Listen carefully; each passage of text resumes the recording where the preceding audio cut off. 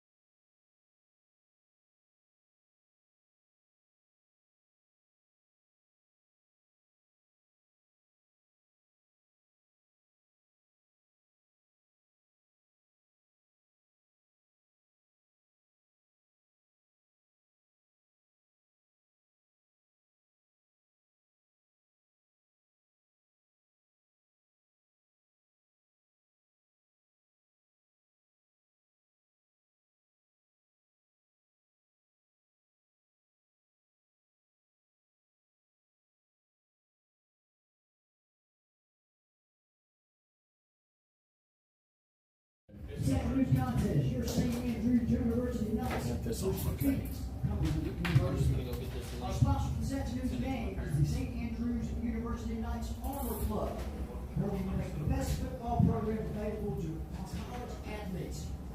If you'd like to help with fundraising, please contact the Knights Armor Club. When we get ready for the national anthem, double click this right here. I've got That's Knights Armor Club at gmail.com. Knights Armor Club is an organization made up of knights who believe in the importance of providing educational and athletic opportunities for St. Andrews. It's not a program, though.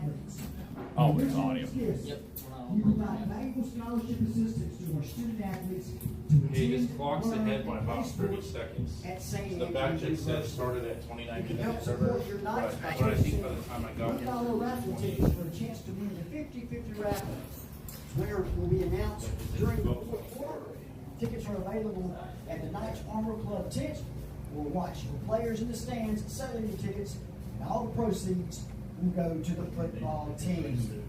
And now, ladies and gentlemen, as we honor our nation with the singing of our national anthem, we ask you to please rise, remove your hats, as we welcome in St. Andrews University's very own Miss Genesis Davis.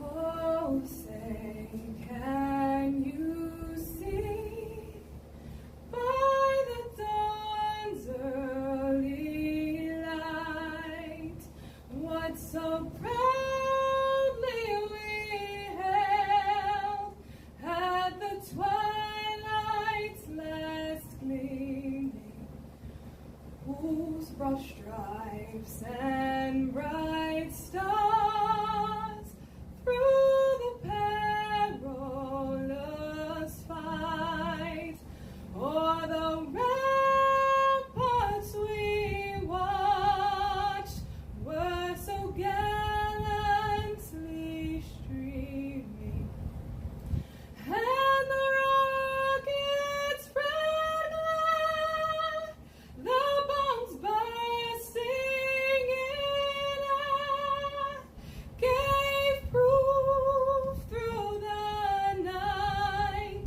that our flag was still there. Oh, say does that star-spangled banner yet wave o'er the land of the free and the home of the brave? Free and the home of the good job. They like that. Awesome. You did great. Thank you. It was, Let's pull this open here. Is there? Oh. come out. Ladies and gentlemen, who is last week's football?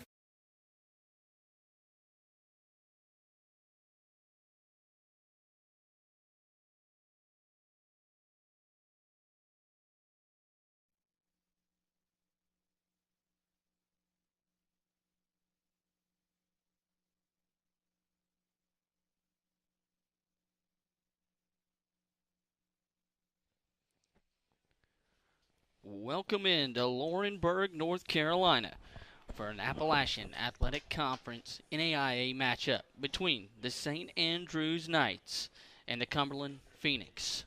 Mark Clemens, Fred Bates, and James Mellick here for you guys on the call this evening. The Knights enter this game after a disappointing loss last week, Mark. They went in leading at halftime, 15-6 at half, and then go get shut out in the second half and fall in the Knights Classic 18-15 in a really good game here in Laurenburg last week, Mark. Yeah, absolutely. One of the things that happened was struggles in the punting game, and that once you get that cleaned up, it could have been a two-score win for St. Andrews. Unfortunately, ifs and buts or candy and nuts, it'd be Christmas every day. You are correct. That's one of the things I'm sure they worked on in practice this week. Another thing St. Andrews needs to do is complete some passes. They had some passes that opened up the game in the first half, going to Jawan Lyons. A couple of really, really big plays as we're looking at the captains out at midfield. But there were some other pass plays to be made. A couple times looked like the tight end, fullback, H-back open in play just a little too far, not getting enough time to throw.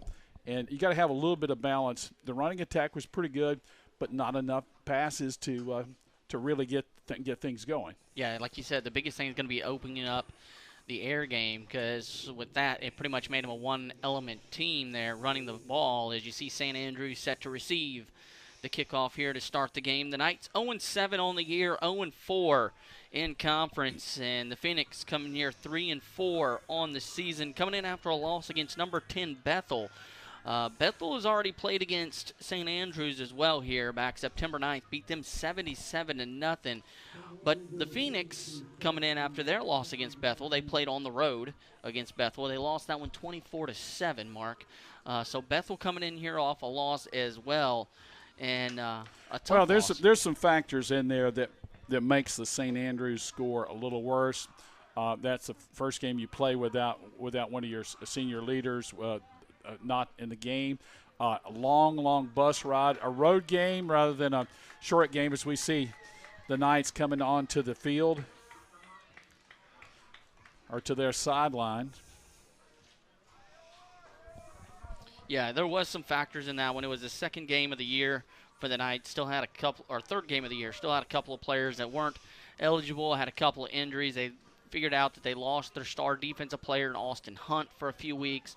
We've still yet to see Austin Hunt touch the field after that first week when they played against Lindsey Wilson, or second week when it was so hot against Lindsey Wilson, and we haven't seen him since. And Weber, another school these two teams have played against.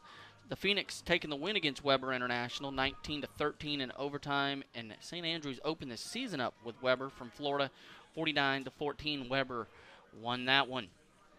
As we look to our left, St. Andrews set to start this one here, working from left to right here to start the game. Back deep to receive is going to be number 5, Jawan Lyons, lined up to the left. And then lined up to the right, you're going to have J.J. Cobb. Just checking the kicker. Looks like it's going to be Christian Carter, freshman from White House, Tennessee. As Carter boots this one away, it's going to be short and fielded at the 30. Or the 25, come near side and be brought down near the 35. The official spot will be the 36. So good field position to start the game for St. Andrews. You like that start. You'd like to go down, try to punch one in and get things going. They were able to do it last week, Mark. Able to go down there and score early, take the lead, and take it to half. Something that the Knights got to taste for the first time last year, as they're led out there by their freshman quarterback from El Dorado, Arkansas, Darius Holly. Holly got those split backs that really just offset the eye in the backfield now. But Carpenter in the back, a toss to him. Now Carpenter a toss and a trick play back to Holly. Holly looks deep, got a man, makes the catch, and he goes through his hands as he had him wide open. In the backfield now. But Carpenter in the back, a toss to him. Now Carpenter a toss and a trick play back to Holly. Holly looks deep, got a man, makes the catch, and he goes through his hands as he had him. That hurts. Had the but shot. You've got the defense now knowing that they can throw it pretty deep. Let's see what happens from here. Second down and 10. Yeah, showing them you can pass the ball early is something big for the Knights. And right there from the get-go, showing them the strength of Holly's arm as he launches that one incomplete to Snow. They'll go to Carpenter on the ground here. And Carpenter will pick up one, get the ball up to the 38 there. Nice job, number 22, coming up on defense for the Phoenix. Just that's Jalen Brown, the junior from Jackson, Tennessee. I thought that play was going somewhere. He slipped off the backside of a blocker and was able to knock down the back before he had hit that big hole. Yeah, it looked like Carpenter had a slot, like you said. It looked like he was going to bounce that one out just to the right side there, and instead gets wrapped up for only a pickup of one, and that brings up a 3rd down and 8 here for the Knights after the incomplete pass that could have led to 6. Holly set to throw here on 3rd down. Sets his feet, now takes off running, throws, sliding, trying to make the catch down. And that's going to be enough for a first down, looks like. That's going to be Tyquan Watson with the catch. Well, already the St. Andrews passing game looking good. Yeah, already 2 pass attempts. One of them just through the hands of Snow, but on target, and that one there caught by Watson. And Holly put that in a spot where only Watson could catch it. Watson had to go down sliding, but had enough for the first down mark. Yeah, Holly's a good runner. I was wondering if he's going to take off and run, and then as he steps toward the line of scrimmage, spotted the receiver. 1st and 10, they go back to Carpenter, and he'll get 1. Move the ball up to the 49 of St. Andrews, almost at midfield now. So far able to get 1 first down here to start the game for the Knights. There's a lot of subs coming in here for the Knights. Changed out about 6 bodies there, Mark, on this one. So yeah, we'll have to see who's out there. Looks like coming into the backfield got a different set of running backs. As one of them is going to be Daniels there, back there in the back. Kayvon Daniels. The other one should be Seagraves. Yeah, I think is Seagraves back there. So they're going to go power eye. They toss it to Seagraves. He's able to hold on to it as it looked like he bobbled that one for a second. Gets the ball across midfield up to the 49 of the Phoenix now. Go with that double fullback look and just toss it to the eye back. And got a couple of blockers up front, but they stacked it up pretty well. But still, you bring up 3rd down at about 6.5, maybe 7. Ball spotted at the Phoenix 48. Should be a 3rd and 6 here, long 6. Got to get just inside the 42. They go back to Seagraves again, and Seagraves... He's hit at the line of scrimmage and driven back. Yeah, and they missed the blocks there, it looks like. It looked like the 2 down men there when the power went left and he went right, and there were 2 Phoenix sitting right there waiting on Seagraves. Aaron Davis is one of the guys who made contact, so 4th down at the 48. And it looks like the Knights... Punt unit's coming on. They left the offense out there for a long time before making that decision. Now they switch to the punting unit with 15 on the play clock, and back deep to receive appears to be number 9. That's going to be Nate Stevens back deep to receive here. He has no touchdowns for return, but he has a long of 41. As that one is a good punt for the Knights and will be fielded at about the 5. And he'll be hit and brought down near the 15. It looks like the officials has a long of 41.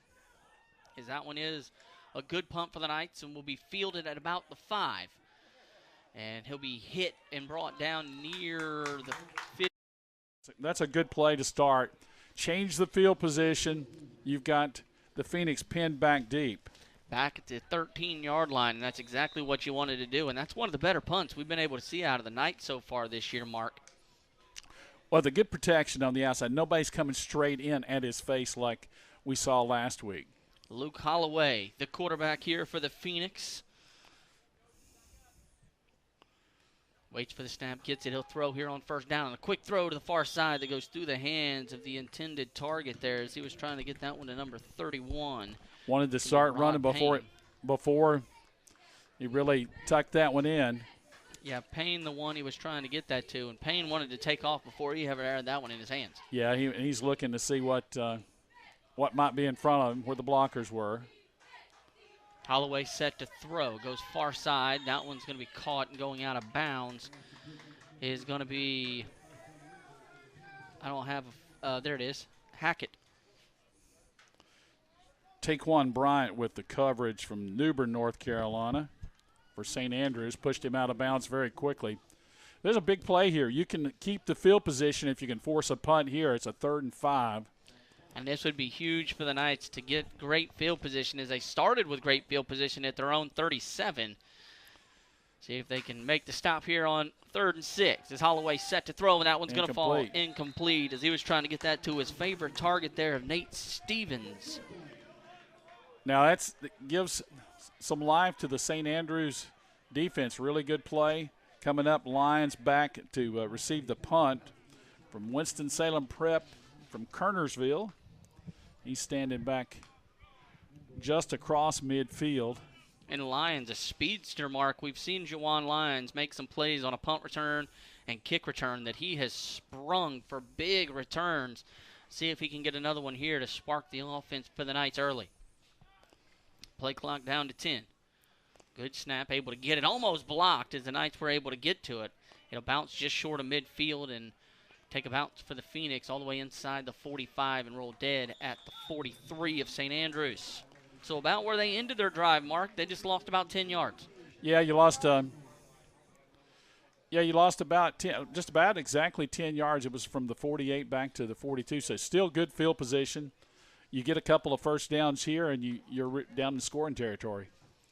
So Darius Holly and the offense trot out there for the second time today with 10:26 left on the clock, and it's still in a scoreless ball game. I'll line up Lions far to the left there, split the quarterback of Holly with running backs both sides. Snap to Holly. He'll give that off to the ball carrier. He'll go up the middle is George Tharp. And we've seen Tharp run here for this team there, Mark. And he's just a big, strong, powerful back at 215 pounds, 5'10". Yeah, he's a blocking back and a hard short yardage runner. Sometimes you give it to him, see if just pop one through there, and you also make that defense remember that he's able to carry that ball.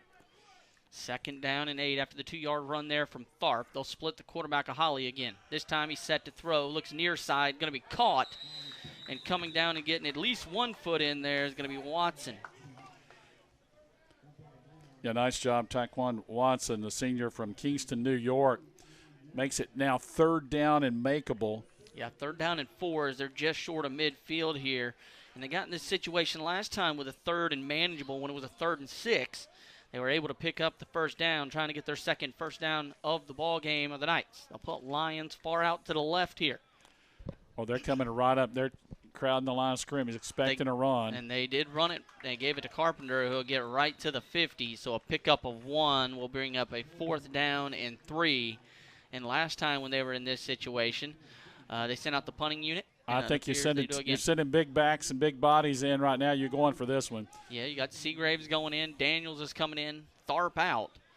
And so about is the difference, 2.5 yards and 6 yards. You feel pretty confident you can get this. Let's call it 3 that's needed. As Holly's still waiting on the play call. 15 on the clock. Holly now in. Just gets back into the huddle. Play clock down to 10, so Knights have to hustle here. They're going to line it up tight with a full house backfield. Holly going to go under center with 3. And they jump. Well, no and call. They got back. And there's the timeout. Timeout. St. Andrews. No, or they're going to take the yeah. They awarded it. I saw the flag on the back. I wasn't sure if they awarded it. They did. Yeah, they had called the timeout, yeah. So the timeout called by St. Andrews. That's just a shame that for St. Andrews that the defender didn't jump in between somebody. It would be encroachment, but when you're out there, you have a chance to get back. Yeah, it would have been nice to get a free 5. I'd have gave you another first down. But instead, head coach Robert Curtin decides to talk it over here on 4th down and 3 with 8:23 here. And this feels like it's a big 4th down if you decide to go for it. I think it is. You need you've had good field position. You want to make sure that at some point you capitalize on that. The other thing that's happening, too, though, you're keeping control of the game, keeping control of the ball. You don't have the other team with that ball in their hands. As of now, the Knights have controlled it, like you said, Mark. And they do send the offense back out there on the field. Lions far to the left and only going to have 1 man in the backfield. It's going to be Daniels back there. Spread it out a little bit instead of having that full house backfield we saw earlier. There's the snap to Holly. He's going to throw. Looks near side. Coming back towards Will. Watson who makes the catch. Wow. Look at that. Spread it out a little bit instead of having that full house backfield we saw earlier. There's the snap to Holly. He's going to throw. Looks near side. Coming back towards Will. Watson who makes the catch. Wow. The passing game working for the Knights early as they're able to complete that big pass right there to Watson. Watson so far today has had 2 big catches, Mark. He made the one here in the first series where he got the first down on the 3rd and 6, and now he picks up the 4th down and 3 for a huge pickup to put the Knights inside the Pizza Hut red zone for the first time today. Full house in the backfield. Now they'll shift the man in motion. Holly set to throw. He'll tuck it, move around a little bit, go back to Watson again, and Watson will be run out of bounds near the 15. Looks like the spot's going to be the 15 or 16. Nice job there by quarterback Holly. Checked a couple of different places to go, and then was able to just check it down. Remember, it's not too late to go to pizzahut.com. Get yourself a pizza, cinnamon sticks, bread sticks, and even something to drink. They'll deliver it right to your front door. pizzahut.com. Holly gives that one off to Tharp, and Tharp hit right at the line of scrimmage at the 17. So it should bring up a 3rd down and 7 here for the Knights. Well, you've got 2 plays to get this, so you got switching out another package here with some bigger backs, take some of the speedier wideouts out of the game. So you're going to go a little more of a power game, or at least that's what you would indicate by the personnel you put in. Yeah, you saw Jawan Lyons jogging off, and you saw some bigger bodies of Seagraves and Daniels jogging in. So you get two tight end set. You got everybody bunched up. Seagraves, and they'll give it to the big man, number 40 with the carry. And he'll be stopped short, and he'll lose a yard, actually. A little counter play, and just trying to – one man stayed at home, and that was all that was needed to blow that play up. You have a number 40 on your sheet there, Mark? I don't have a 40. I don't have a – let's see if I've got 40 for St. Andrews. I don't have one on my sheet. Brandon Bass Knight. Bass Knight, yes. I didn't have him on this sheet. So it looks like we're lining up for a field goal. Marihona's going to attempt be about a 34-yard field goal. As there's a place to snap the kick. It's blocked. And that's a free the Knights ball. are trying to get to it. The Phoenix able to get on top of it first. And they'll take over with the ball at the 22. 4-yard field goal. As there's a place to snap the kick. It's blocked. And that's a free the Knights ball. are trying to get to it. The Phoenix able to get on top of it first. And they'll take able to block it there, but still a long field to work with as the ball sets just outside the 20 at the 21. Yeah, and you got to get those guys up front. Got to try to keep the hands down as much as you can, but that's still with a very, very low kick coming out. 1st and 10, nothing ball game with 5:45 left here in the first. So far been a fast first quarter here. So I'll hand this one off to the ball carrier. Boy, the defense just stacked that one up. Probably a tackle for loss on that play. Shepherd's had 713 yards on the season so far entering this ball game, and he'll take a loss of 1 on that one. Actually, I'm going to say got back to the line of scrimmage. Going to make it a 2nd and 10 here. Got a charitable spot there. It looked like he lost a yard. I'll put 2 receivers left here. This time the quarterback of Hallway pulls it away. He'll take off running with it. He'll get the 1st down and fall forward just across the 35, and he'll be down at the 36. Yeah, everybody bit hard on the fake. Luke Holloway, the 2nd leading runner on the team, has 588 yards on the season. So it is a threat to be able to do that all day for the Phoenix. This time he goes back to Shepard. Shepard finds a hole up the middle, makes a man miss. He turns the Jets on, and Shepard's being chased from behind inside the 10. He's caught but falls forward, and he's in there for the touchdown mark. Yeah, just. This time he goes back to Shepard. Shepard finds a hole up the middle, makes a man miss. He turns the Jets on, and Shepard's being chased from behind inside the 10. He's caught but falls forward, and he's in there for the good run that the defense could not catch up to. Yeah, they tried to punch that ball out right there at the goal line. As you saw one of the Knights players swing his arm in there when he was trying to make the tackle, but unable to make contact with it. And the Cumberland Phoenix strike first here with 4:29 left in the first quarter, pending the extra point here. Now the important thing is you can't have a letdown if you're St. Andrews. You got to keep playing with the same intensity. Don't let one score beat you.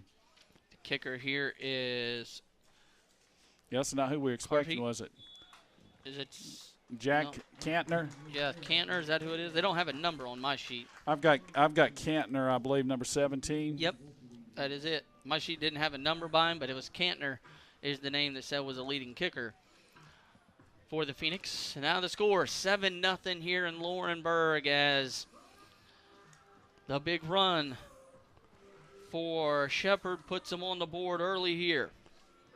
And while we got a moment, we want to remind you that today's broadcast is brought to you in part by BenMinute.com, your hometown drugstore, Cannon Pharmacy, Wilkinson Funeral Home, the Carolina Pizza Hut, Cabarrus the Cabarrus County newspaper, IndependentTribune.com, the Cabarrus County Fair, the Carolina Renaissance Festival, MT Towing, and the Southern Christmas Show. The Southern Christmas Show coming up November 9th through the 19th at the Park Expo Center.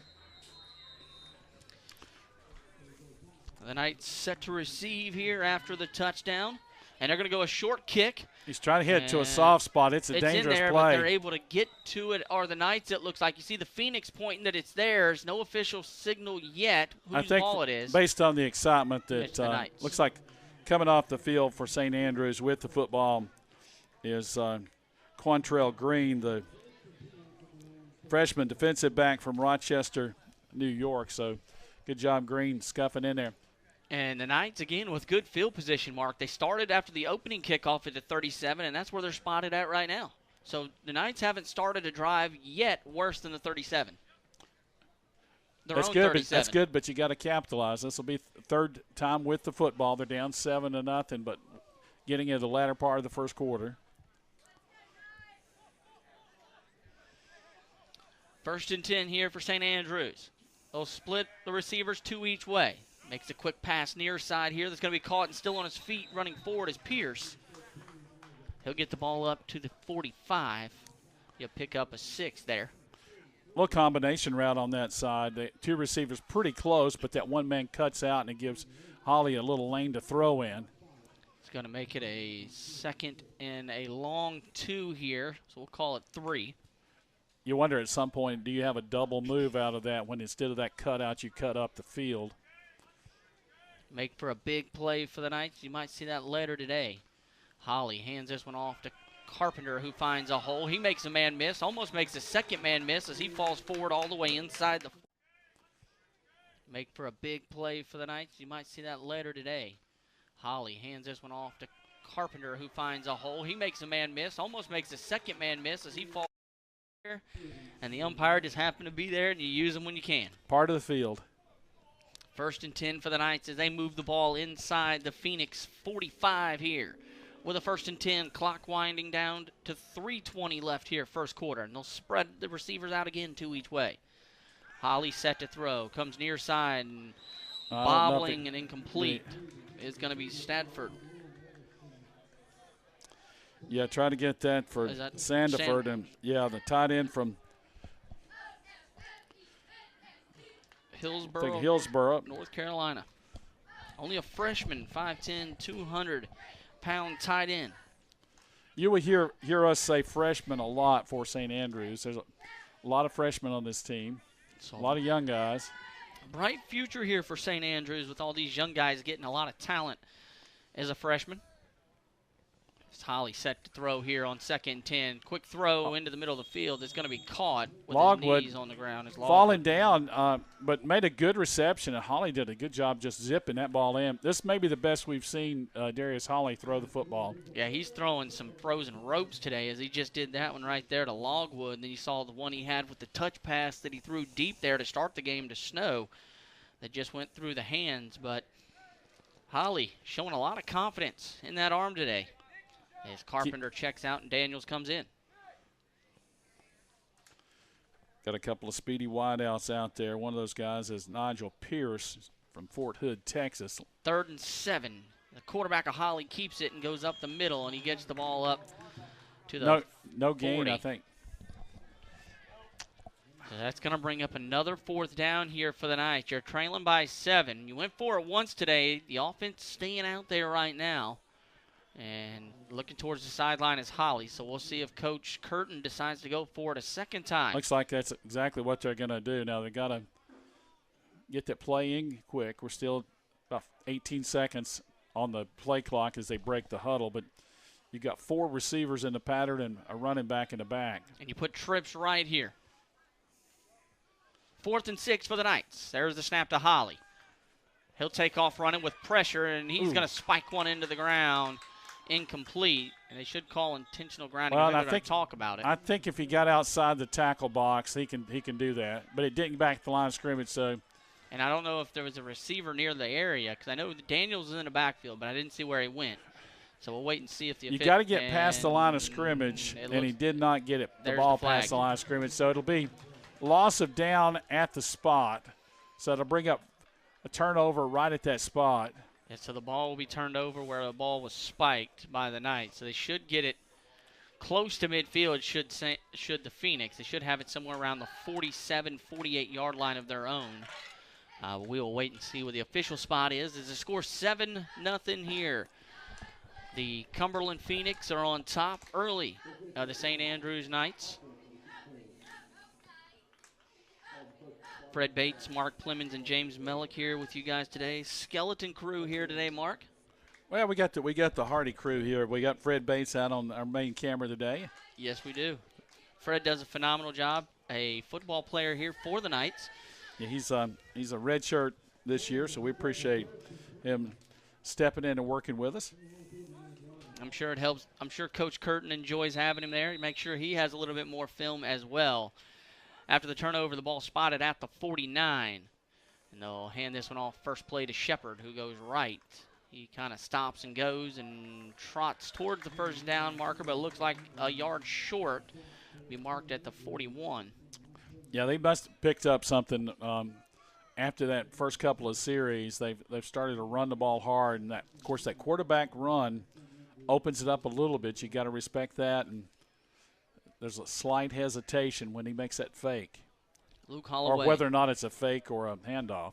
Luke Holloway, only 1 passing touchdown on the season so far, as he gives that one back off to Shepard, and he runs up the middle, enough for the first down, still fighting forward. And Shepard runs a long ways all the way up to the 25 before being brought down by Heath Lewis. Hard runner. The hole is blocked up, and he just kind of angles his way back across the formation and finds some running room. Heath Lewis, the star that stepped up here on the defense after the loss of Austin Hunt, and they go back to Shepard again.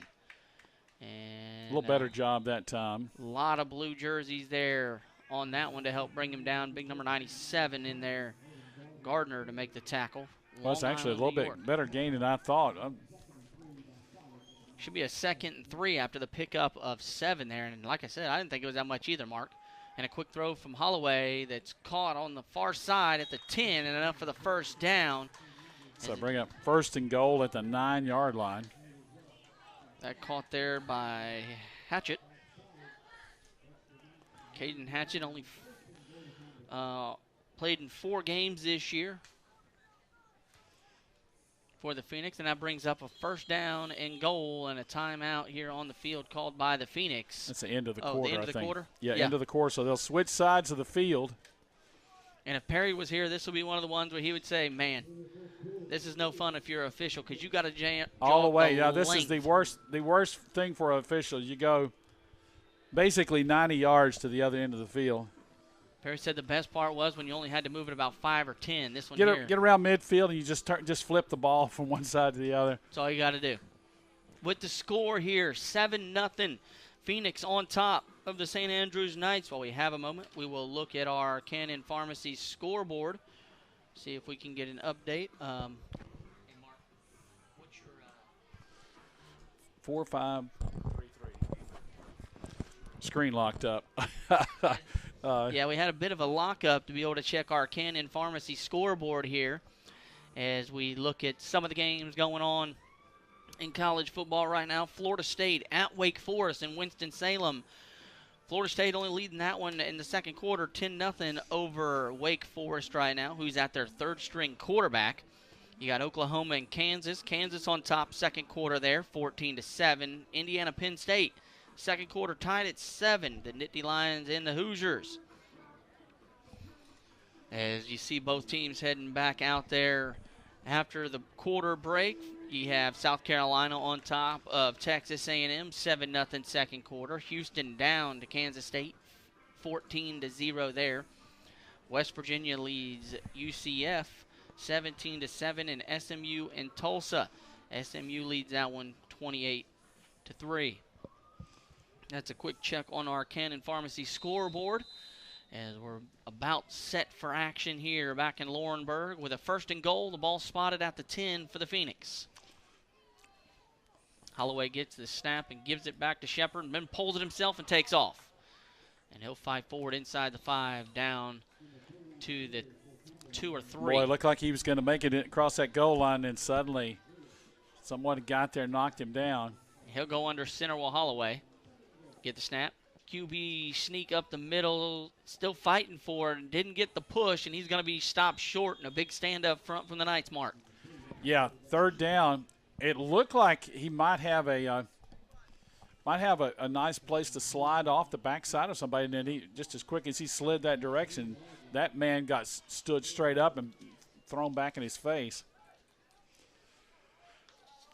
You got 2 cracks to make it here from about a yard out. So a 3rd and goal here with the ball at the 3. Holloway gets the snap and gives to Shepard. Shepard tucks the shoulder and pushes, and he's going to be stopped. Well, is it? Far side said touchdown, yeah. Yeah, they're signaling. Here with the ball at the 3. Holloway gets the snap and gives to Shepard. Shepard tucks the shoulder and pushes, and he's going to be stopped. Well, is it? Far side. Goal line, and when it went off to the left side, I'm sure that the guy on that far side could get a little bit better angle on the ball. But a touchdown for the Phoenix makes the score 13-0 here in Laurenburg. Scoring in just over 1 minute here into the 2nd quarter. We await the kick here from the kicker. There's the snap to place the kick. It's up, and it is good to make the score 14-0 with 13:59 left here in Laurenburg, as the kicker of Carter puts it through there. The Knights here. Now that you're down 14, Mark, this drive here is huge. Yeah, you've struggled to score this season. You're down 2 scores. There's a danger that you start to panic a little bit, and you really can't. You've got to make one score, one drive, one play at a time, and this is where the coaching staff really got to coach their guys up and get them to focus one play at a time. Alumni Day here at St. Andrews, and next week I'm not going to be able to be here with the crew, Mark, as I have to handle some other business, but it's Senior Day here in Laurenburg, as it's the final home game of the year. High noon. For the Knights is a high noon kickoff, as you just mentioned there, as they are set to face Pikeville here next week in Laurenburg, as we await the kickoff from the Phoenix here.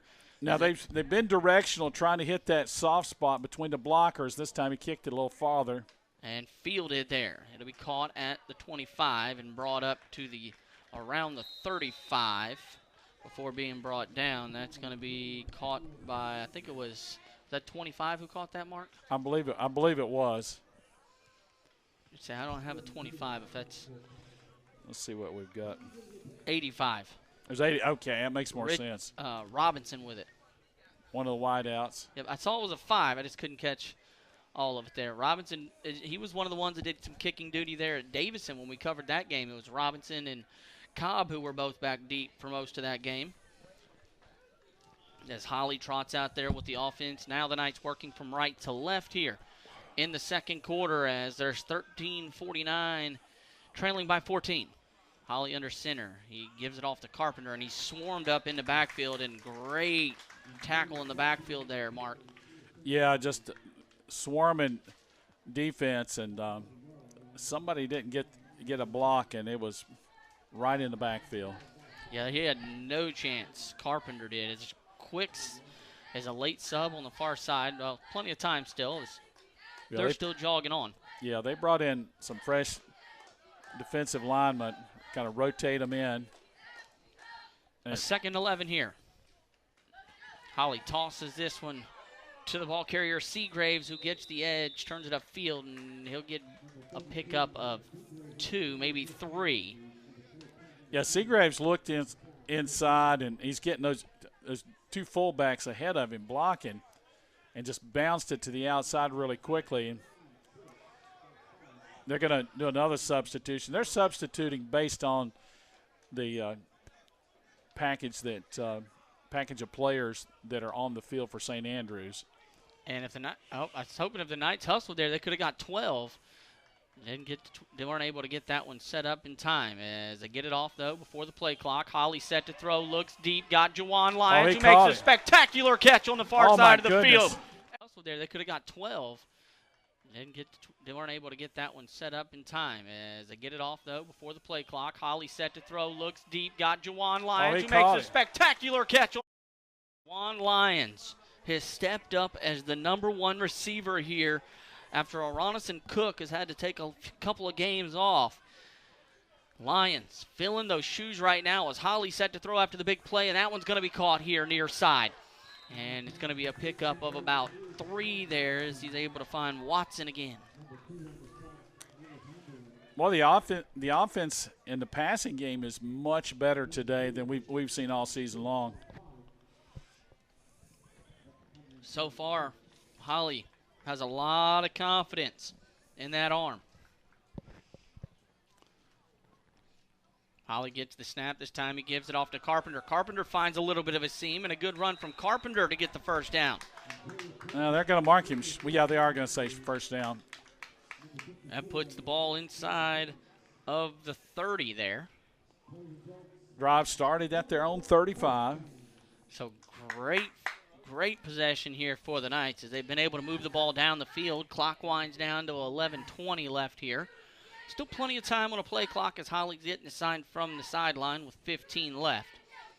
He steps into the huddles.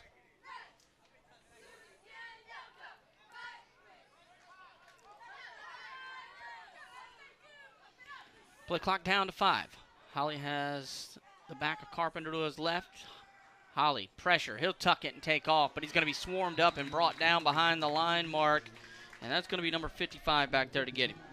Yeah, he looked downfield. The coverage was there. There was not enough time really to go to a second option, so he tries to minimize the loss, try to get back to the line of scrimmage. And the way he turned out, he's looking to the left side of the field almost exclusively on that play. Had the Lions that time back, looked like may have been one-on-one coverage, but he was far away from the play. 2nd 13 after the loss here. Holly set to throw. Pressure up the middle again. This time he burns a rocket in there that's going to be caught. Streaking down the sideline. It should be close to the first down. It's going to be Robinson again. 2nd 13 after the loss here. Holly set to throw. Pressure up the middle again. This time he burns a rocket in there that's going to be caught. Streaking down the sideline. It should be close to the first down. It's the 2nd time today, Mark, that we've seen Holly just rear back and throw a dart to one of his receivers. And that one there is caught and enough to get the first down and put him inside the Pizza Hut red zone with the ball spotted at the 11. Remember, it's not too late to go to pizzahut.com. Get yourself a pizza. Tell them the guys from 485 sent you. Holly gives it to Carpenter, and he goes up the middle, and he's blown up instantly.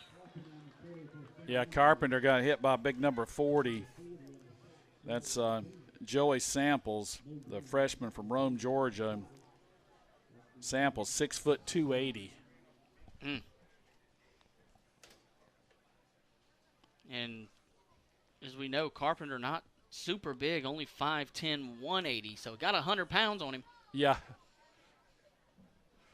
Clock winds down to 9 minutes left here in the second quarter. After the loss there, or they'll say Let's say no gain. They're going to say no gain there, so it keeps the ball where it is at the 11. Holly will go under center here with 2 down backs. Holly set to throw. He'll roll right. Got a man wide open far side. Makes the basket catch on the far side for the touchdown over there. It's going to be the ball where it is at the 11. Holly will go under center here with 2 down backs. Holly set to throw. He'll roll right. Got a man wide open far side. Makes the basket catch on the far side for the touchdown. Yeah, it was a gorgeous design play there and good play call from the staff here at St. Andrews as we await the extra point here from the kicker. That's the answer you wanted. as Barahona is set to kick this one. A high snap, able to get it down, put on the ground. The kick is up, and it is good. As the score here in Laurenburg is 7-14 with 8:41 left here in the first half. And the Knights able to chaw back into that lead just a little bit, Mark. Yeah, if we were playing soccer, it'd be 2-1. It'd be 2-1. It looks a whole lot smaller when you say it that way, doesn't it? Yeah, that's what I'll throw that out there for the football folks who like to say soccer doesn't score. We want to remind you, coming up in 8 minutes and 40 seconds of gameplay will be the Ben Minot Shop, Click, and Drive halftime show, where we'll have updates from the Division I games going on our Cannon Pharmacy scoreboard, as well as updates and stats from this game as you look near side at the cheerleaders. And they're in Halloween mode today. We've got a referee. I'm not sure what the young lady. We got a baseball player and a ballerina. So yeah, cheerleaders definitely dressed up for Halloween, and the festivities just right around the corner for Halloween is just a few days away, and all the kids will be out there trick-or-treating. So hopefully everybody's safe and able to get back and nobody gets hurt during the holiday of Halloween. Safety first. Yes.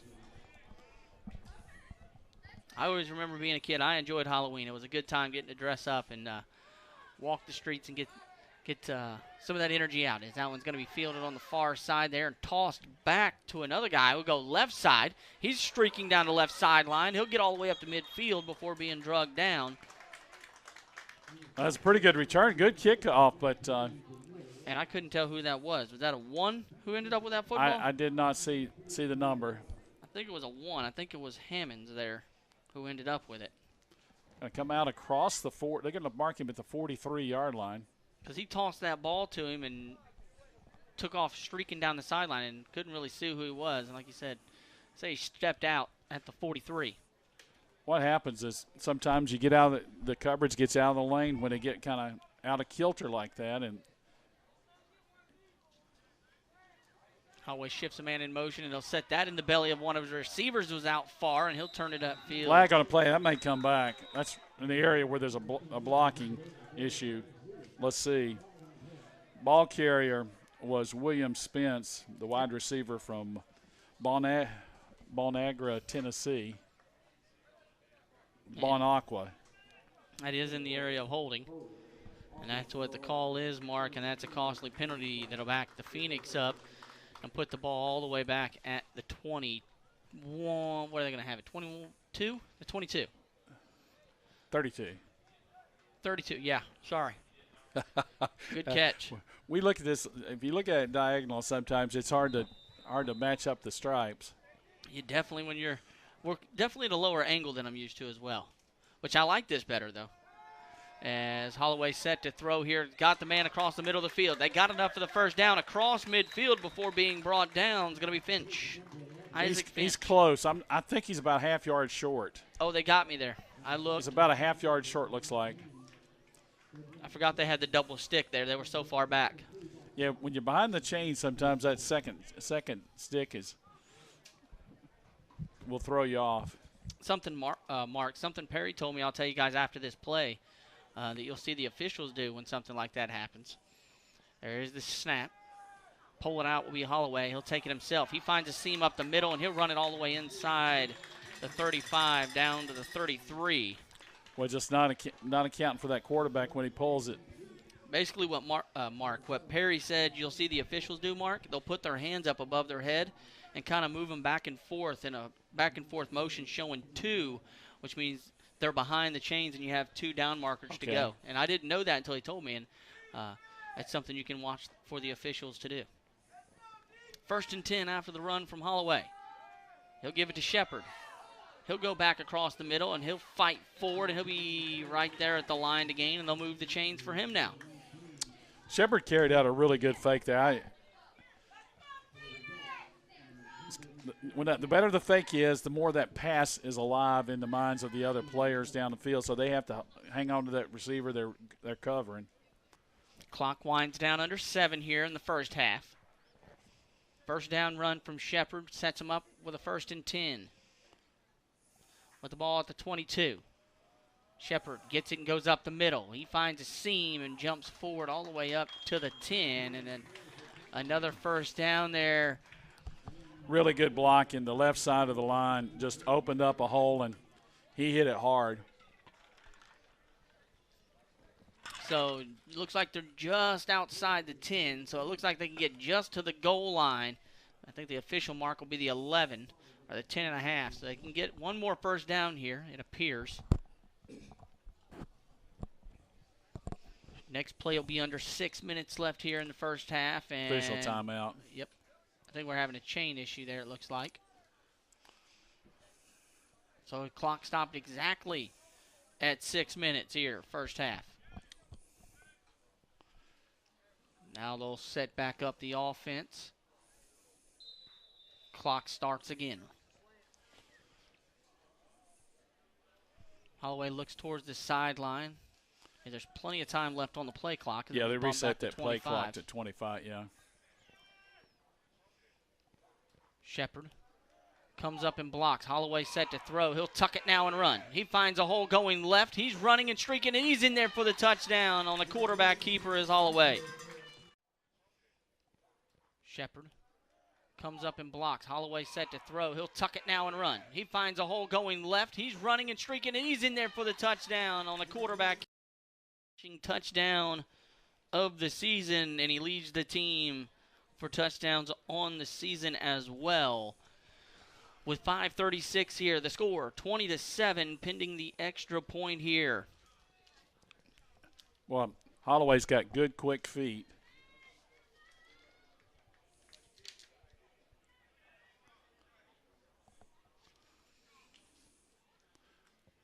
As there is a place, the snap, the kick, it's up, and the kick is good. The score 21-7 here in Laurenburg. The Knights offense about to head back out there after a big drive the last time they had the football and a chance to make it a one-score game yet again.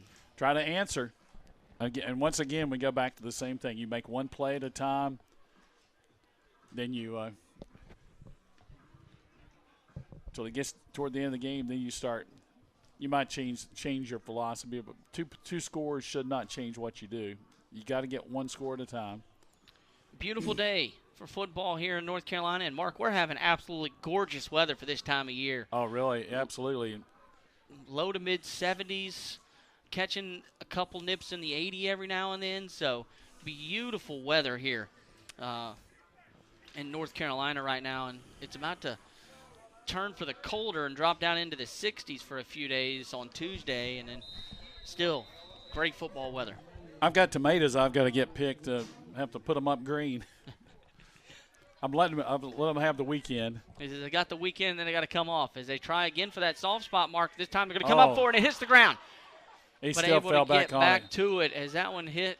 Mr. Excitement there. That's Daniels. Kevon Daniels. He caught that on a dead run, and it hit him right in the numbers, and it just slipped forward straight ahead. And got a break there where the Knights able to get that ball back and still have good field position with the ball at their own 44. That would have hurt if they would have. Now they'll back it up to the 43. Would have been costly if that one would have bounced into the arms of Cumberland there, and they would have got the ball with great field position, Mark, already down by 2. That's the kind of play that really swings the momentum in a game if it happens. It didn't happen. Now you've got great field position and an opportunity to and this drive here is critical if you're St. Andrews. You want to try to chew as much time as you can off the clock, and timeout called from Holly as there was some confusion there. I think they had 10 players on the field. And 3 different receivers started to run on the field. Each one of them ran back because they weren't sure if they were supposed to be there, so they burned the timeout. Clock stop with 5:32, score 21-7 here, and this drive right here is big. The reason this drive is big here, Mark, is the Knights got the opening kickoff. They trail by 14, so Cumberland is set to receive the second half kickoff. You don't want to not score, then let them score and then give the ball right back to them. Yeah, the old 2-for-1 kind of situation. So you want to chew as much time as you can up on the clock here and go score points if you're St. Andrews to keep yourself in this ball game. Hopefully keep Cumberland out to end the first half and then make a big defensive stand to start the second half, and you're right back in this ball game. Absolutely. It sounds easy. It all sounds easy. If it were easy, everybody would do it. You are correct. As they'll line up, Holly in the middle of two running backs there. Holly set to throw. Got a guy near side coming back for it, making the catch, goodness. and he's going to make the catch there.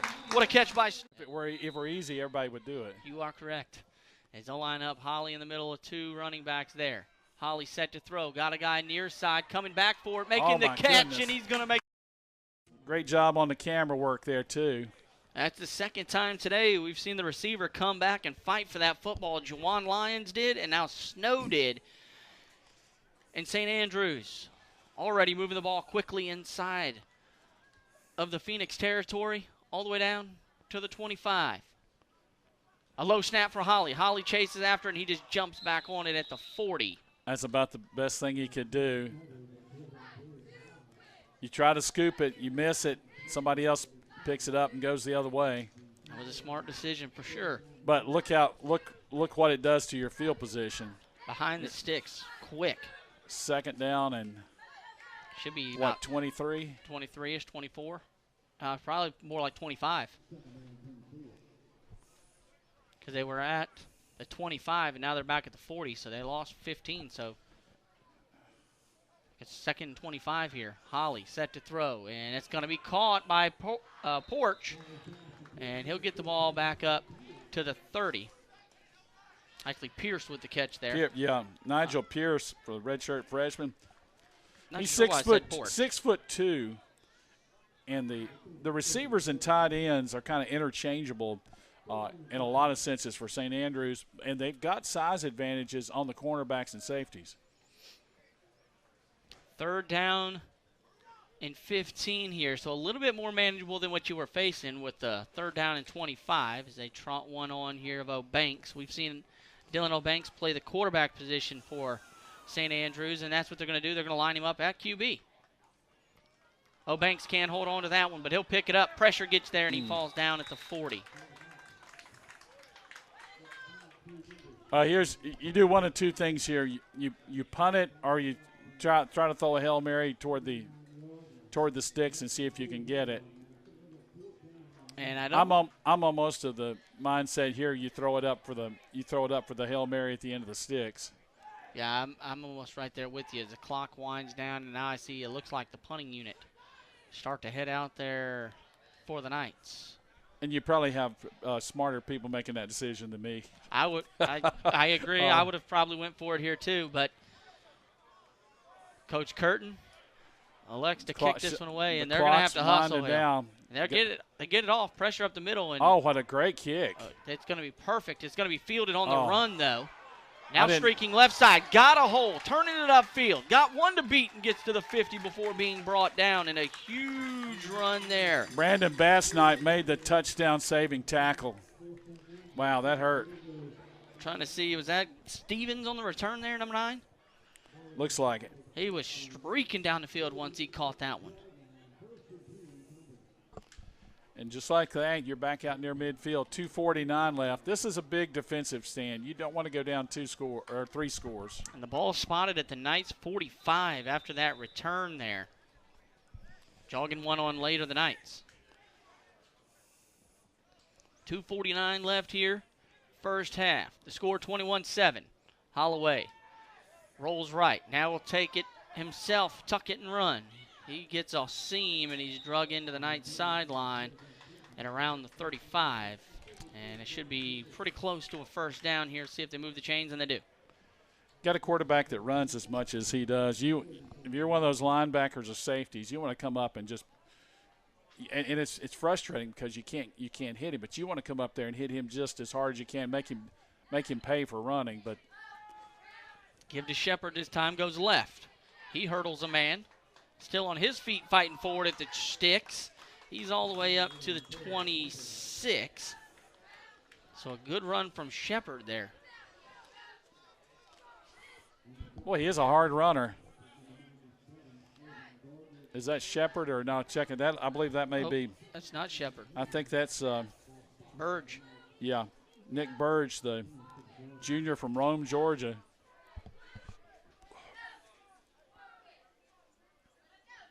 So they go back to Burge. And he gets enough for the first down and inside the 25 down to the 24. That'll move the chains with 1:38 here. And now if you're the Knights, you got to make a stop here. You're trailing by 2. They're going to get the ball to start the second half, and a stop here keeps you in this ball game. Yeah, you feel like you have a better chance if you can find a way to get a stop. They're not. I don't think they're in field goal range yet. Their kicker doesn't seem to have a lot of range. Holloway gets it back to Burge. He runs up the middle, and he'll pick up more than I thought he picked up. I thought he only picked up 2. Second effort got that where he was stacked up. Picked up 4 there. Well short of that. Yeah, able to come away with 4 or 5 there on that carry. Moves the ball inside the Pizza Hut red zone as the clock's down to 1 minute. 2nd and 6. Holloway set to throw, and that one's going to be incomplete. So he was trying to get that to the intended target there of Spence. We've seen him throw low a little bit a couple times to the outside. Passing is not the strength of Holloway. Holloway is running is his forte. He's the transfer from Eastern Kentucky. Eastern Kentucky, Division I FCS, aren't they? I think Eastern Kentucky's D1 FCS. Probably so. 50 seconds left. There is the snap. Give it to the ball carrier again, who goes up the middle, and a good run there from Bird. He does not have to have a lot of running room, but they got everybody stacked up. Nobody's got a free hand to get a hand on him or a free arm, and he just runs right between 2 big bodies stacked up. Ball spotted at the 9. 1st and goal. Holloway set to throw, and he throws, and that one's going to be caught for his 2nd throwing touchdown of the season. 2 big bodies stacked up. Ball spotted at the 9. 1st and goal. Holloway set to throw, and he throws, and that one's going to be caught for his 2nd. For the quarterback, and he can't get back to the receiver in time. That's the 2nd passing touchdown of the year for Holloway, and 1st of the season for Finch. The only other receiver on the team with a touchdown is Elijah Gaskin. So, 2nd one of the year for Holloway. We await the extra point here in Laurenburg. There's a place to snap the kick. It's up, and it's got just enough leg to go over the upright to make the score 28-7 with 31 seconds left here in Laurenburg in this Appalachian Athletic Conference matchup. In 30 seconds, we want to remind you that the Ben Minnick Shop Click and Drive halftime show is coming up. We'll probably step away for a little bit as well. So you'll probably see just a little bit of movement out on the field, but we'll give you updates from our Cannon Pharmacy scoreboard. We'll get stats from the first half and may even tell a few stories, Mark. Well, there's always stories to be told. They might not be good ones, but we'll tell you something. Perry's always got good ones. He's not here today. He'll be back with us next week. He's working a Halloween 5K, I think, coming up later today up in Hickory, North Carolina. Hickory, North Carolina. That's an area where Eric Church is from. He's out from that way. Yeah, he's out in that neck of the woods. There's also a racetrack out that way called Hickory Motor Speedway. Hickory Motor Speedway. We've called a couple games, and that one looks like it's going to bounce out of bounds, and that should give the Knights great field position up to the 35 after the illegal kick out of bounds. But we've even called a couple games out there at CVCC. Yeah, we called it at the Catawba Valley Community College. You and our friend Shaked were there, weren't you? Yeah, me and Shaked, you, and were you at that? Yeah, you were at that one. No, I was at Lenore Ryan the last time when y'all went up there. We were doing we had Perry. North Carolina High School Athletic Association regional finals. Oh, they're going to have him kick it again? Yeah, they're going to have him kick it again. Well, that's not a bad idea if you can get a return. The kicker he's got just a little soft kick. He's like he controls it. He's not one of these big leg guys. Yeah, and if he kicks that one, if he kicks this like he's been kicking the other ones, this ball might only make it to the 40. And if it only makes it to the 40, they could get it out at midfield, and that's a net of 15, and you've only touched the ball once. And, of course, time didn't run off the clock. So we'll wait and see here what happens, and it's kicked to around the It's going to go out of bounds again. It's going to go out of bounds again. And do it again. See if Coach Curtin has him kick again. I don't hate it. They're looking at Coach Curtin. Yeah, kick it again. And he's going to have him kick it again. Well, you gained it. This is kind of like the punt we had last week when everybody kept moving and kept going backwards. Yeah, and they netted about 15 yards just off the penalties. They were at their own 15, and the next thing you know, the punter's kicking from his heels. Well, he was on the goal line. He was on the goal line with a kick, yeah. And then the next thing you know, he's standing at his own back of his end zone trying to kick it out when it looked like he was going to have plenty of room. The next thing you know, he didn't have enough. 31 seconds left here. Again, no time ran off the clock on that kickoff, and the ball's moved back to the 30. Christian Carter's freshman kicker. We've seen him just kind of make those little, just punch those extra points through.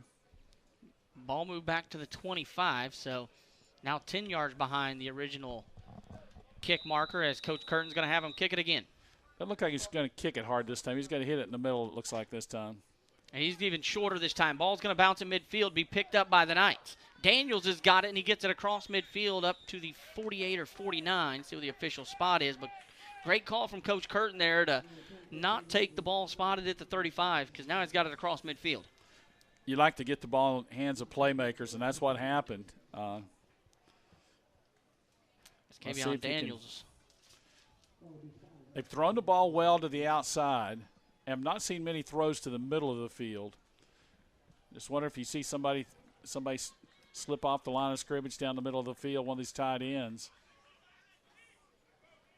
Holly back out there after we saw Banks on the third down play there for the Knights in the last series. So 1st and 10 here with the ball at the 48. Holly set to throw. Pressure. Goes outside with it. It's caught. Makes a man miss. Turns upfield and shoved out of bounds. Is going to be Watson. Third down play there for the Knights in the last series. So 1st and 10 here with the ball at the 48. Holly set to throw. Pressure. Goes outside with it. It's caught. Makes a man miss. Turns upfield and shoved out of bounds. And that's great football IQ right there. He could have fought for more, but instead steps out of bounds, saves the timeout, stops the clock with 21 seconds left here. And I think they've only got one timeout left I think that sounds right. Correct. I think that sounds right. I think they've had to use one early and then had to use another one when he had 10 men on the field. So I think there's one timeout left. 2nd 1, Lions going to be lined up man on man with 2 safeties over the top here at the bottom. Snap to Holly. He's set to throw. Double move, but he's not going to get it off. And get swarmed up. Use the timeout if you got it. And there's the timeout. There's the problem with throwing downfield and throwing double moves. You know, you see him make the fake like he's going to throw it, and he's getting set for that receiver to make the double move, and you run out of time. They came right off the edge, swarmed up. Holly brought him down, stops the clock with the called timeout here for the Knights. Going to make it a 3rd down. And they say 5 after the sack, puts the ball back to the 44. And Coach Curtin wants to talk about it and figure out what direction they want to go to try to punch one in here with 14 seconds left. You can do 2 things. You can try to get the 1st down and then hurry up, or you can try to take 2 shots down the field. The problem with the 2-shot down the field situation is, will you have time to throw it? And we've seen that Holly has the arm to uncannon one if needed. We saw that to start the game when he threw it from the 35 all the way down to the 30 on the other side of the field. Got the speedster Lines as the outside receiver. 2 safeties over the top, so going to play 2 deep safeties here, it looks like, as Holly lines up with Daniels to his right. And they're playing off, so you might want to do something quick. Holly looks deep down the middle or the right side of the field. Makes the catch on the far side. Watson. Watson's right there at the goal line, and he's going to be stopped short at the 1. Lines up with Daniels to his right. And they're playing off, so you might want to do something quick. Holly looks deep down the middle or the right side of the field. Makes the catch on the far side. Watson. Watson's right there at the goal line. Go with 4 seconds, I'm guessing. Still haven't. Clocked and the ball's on the ground. And the ball was fumbled on the ground on the snap, and that should be the end of the half. Oh, my goodness. Unless they're going to say he spiked it. I'm waiting to see if the officials say here. But the ball was on the ground. Phoenix walking to the sideline there of Cumberland. They're trying to trot off. And they're going to say end of the half. He holds the ball up, and then, boy, that's a tough break. As he couldn't hold on to it, Darius Holly on the snap. It hits the ground. The Knights recover, but a tough break as they fall just a yard short of biting back into this one and making it a two-possession game. But instead, they head to halftime trailing 28-7 here in Laurenburg. That's the problem when you're running out, and you think about a couple of timeouts you had to use early. If you have that one more timeout, you can kill the clock right there, but you can't kill it. I think of one timeout that was used with the 10 men. 10 men on the field. The other time, I think there was a punt situation. We had to use a timeout there. So just a tough break there for the Knights. And if you get the snap clean, you probably have 1 or 2 seconds. Yeah, but you could probably spike it there, or you could have just ran the old push, possibly pushed Darius Holly in there. He might have just ran it in there himself to fight back into this one. Get one opportunity at it. So halftime, 28-7. You've got to be encouraged if you're on the St. Andrews sideline. The score is not encouraging, but no, the way they moved the football, the way they made some plays, they got to find a way to stop the running game for Cumberland. Yeah, I'm just looking at Phoenix, and I want to call them Phoenix, but Cumberland, they've ran the ball, and they've ran the ball hard inside. And then when you seemingly stop that, the quarterback pulls it out of the belly and runs. So they've got to find a way to clean that up, and I'm sure the defensive coaches are going to be working on that. Have not been hurt that badly in the passing game. No, they have not been hurt bad in the passing game. They just got to slow the run down. And there are some bright factors that you talked about there for the Knights, as the passing game looks phenomenal. It's the best we've seen it look all year. Darius Holly's arm looks good, and they're making good throws. And the other thing is, last time we were here, they were struggling on the punt unit. And so far, the punting unit looks really good as well, as they've had 3 really good punts, pinned them back deep a couple of times, and have not had any pressure. The cover on one of the punts was an issue. I never even saw the guy back there come running into the picture to grab the ball. But he ran a long way to catch the ball, caught it with a full head of steam, and sometimes that's a dangerous thing in the punt game. But they've done a good job of allowing the punter to have a clean area to kick. Yeah, and you're not completely out of this game here. You're only down 21, Mark, and if you get a stop here and get momentum back on your side to start the second half, you might have a way to be able to chip back into this one if you're the Knights, with that passing game working the way it is. You just have to make a little bit of a defensive change there to slow down the run, as you mentioned. Yeah, absolutely. Well, it's the BenMinot.com halftime report. Shop, click, and drive. BenMinot.com. If you're looking for a nice car, SUV, they've got them at Ben Minot. Family of dealerships located in Concord, but they've got branches in Salisbury and across Kannapolis. And if you're looking for a car, you can see it online, and they'd be more than happy to arrange you to see that car. They'll even deliver, and absolutely. They have financing as well. BenMinot.com. Well, another of our sponsors today is Carolina Renaissance Festival. And Carolina Renaissance Festival today is doing a very special day that they have today. It's probably too late for anybody to head out there for this, but they're doing a deaf and hearing impairment Awareness Day today at the Carolina Renaissance Festival. That's located on the Cabarrus-Mecklenburg County line in the town of Huntersville. Just straddles the county line over there. And there's a farm, and there's a bunch of houses being built all around it, but the Renaissance Festival sets out there. So if you want to step back in time, have a big turkey leg, get renfestinfo.com is the website to go to. And, of course, another event coming up just in a couple of weeks in Charlotte at the Park Expo Center is the Southern Christmas Show. Yeah, that weekend's already marked down on the calendar in my house. So my fiance loves it. SouthernChristmasShow.com. One of the first Southern Christmas shows my wife and I went to when we first moved to Charlotte. This to tell you how old I am. This would have been 1982. You want me to let you know? I don't think You weren't born. You weren't born then. Were I you? don't think there was. I don't think I was. I know for a fact I was not born at that time. We bought a smoked turkey at the Carolina Renaissance Festival, and I think it was at one of the turkey producers. Was it may have been Stegall or somebody? One of the companies up toward Union County. Boy, it was good. Was it a good turkey? Smoked turkey. I know that they got Purdue right there in Concord. Yeah. So a lot of meat factories around this way. Yeah, a lot of poultry around the region.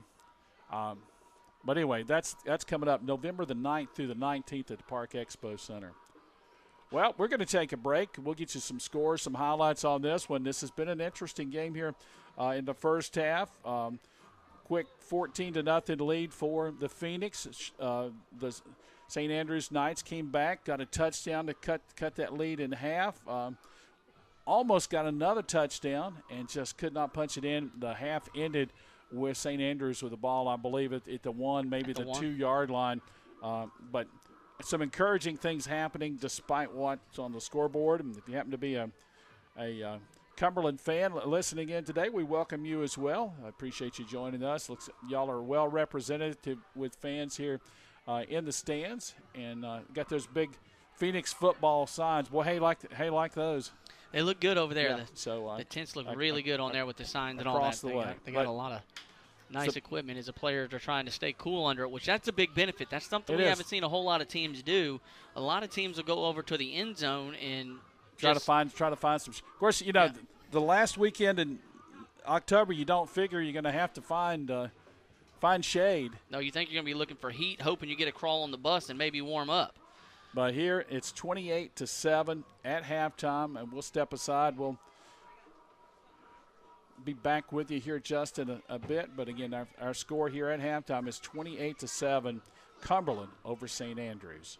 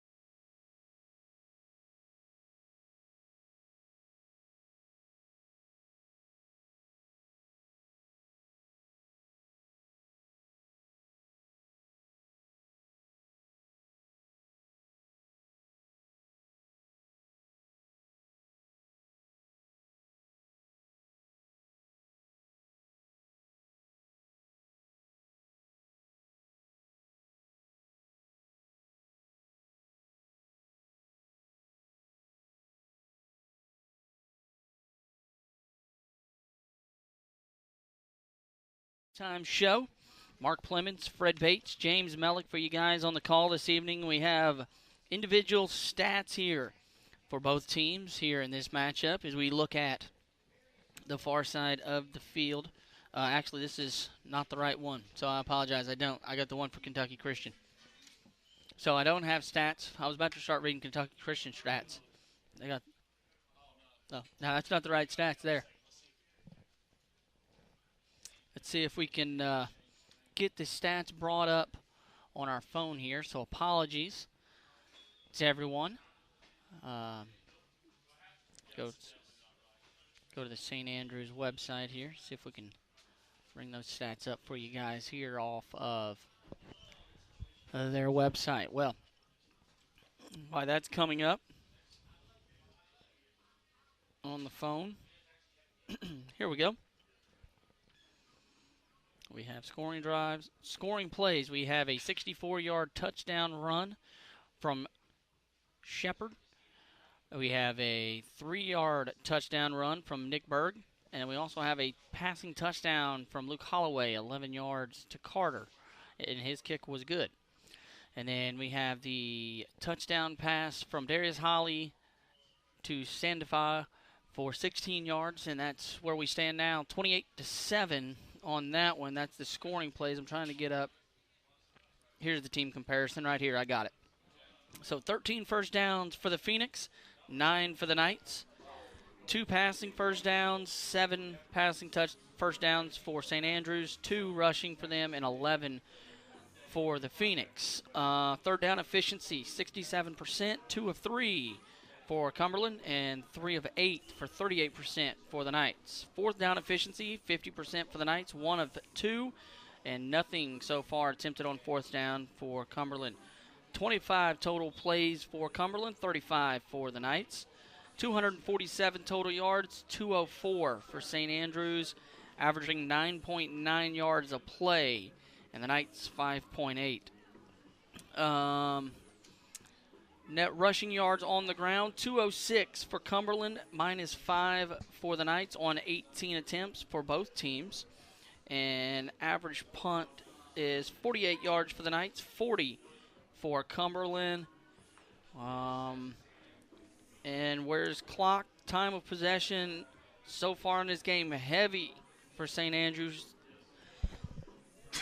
It says 33:57 to 10:07, so pretty evenly matched. Well, a couple of things jump off the page. Yards per play, St. Andrews more than 5 yards per play. You like that.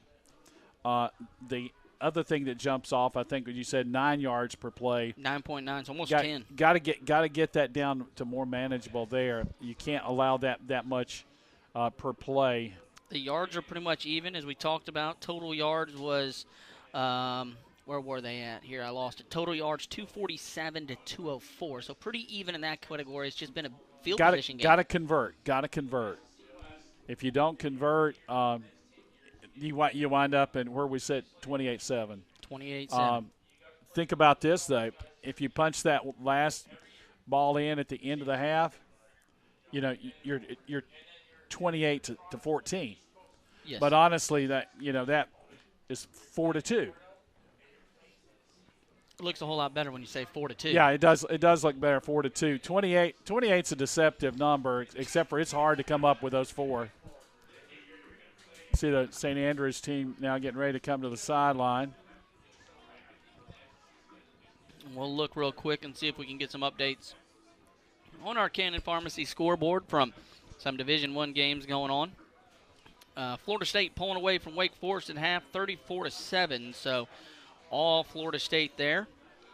I saw Indiana and Purdue. Purdue leads that one halftime, 17-14 over the Hoosiers, and that's a Big Ten matchup there at halftime. And everybody thought Purdue was going to go in there and just boat race them, and so far, Hoosiers playing strong football. What you got is when's NC State and Clemson play? I think they play the 3:30 game. They used to call that the Textile Bowl. Actually, they play 2 o'clock on the CW network. Clemson 9.5 favorite. So they're getting ready to kick it up on that. The Textile Bowl. How do you like that? I like it. I'm good with it. We changed one of our cameras up. It got too hot on top of the roof, so we brought it back down. You can see a ground level shot here on. A delay in the Oklahoma-Kansas game, probably a weather delay you would have to think. Could very well be. That score 14-7, Kansas on top, Oklahoma with the ball. As we are set here for second half kickoff as the Knights are set to kick this one off back to the Phoenix. Fielded at the 25. Got a reverse. And reversed and streaking near side, down the near sideline across midfield. The 40 jumps back inside, streaking towards the end zone, and that one's going to go back to the house for a kickoff return by Gaskin. Got a reverse. And reversed and streaking near side, down the near sideline across midfield. The 40 jumps back inside, streaking towards the end zone, and that one's going to go back to the house for a kickoff.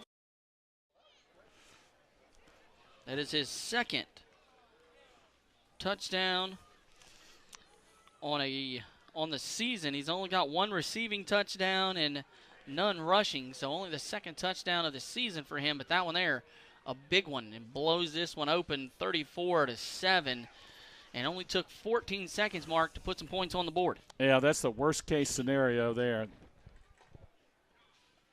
As we await the extra point here, the place to snap the kick, it's up and just enough again to be good to make it 35-7 here with 14:46, 14 seconds in to the start of the second half. And it's now a 5 possession game.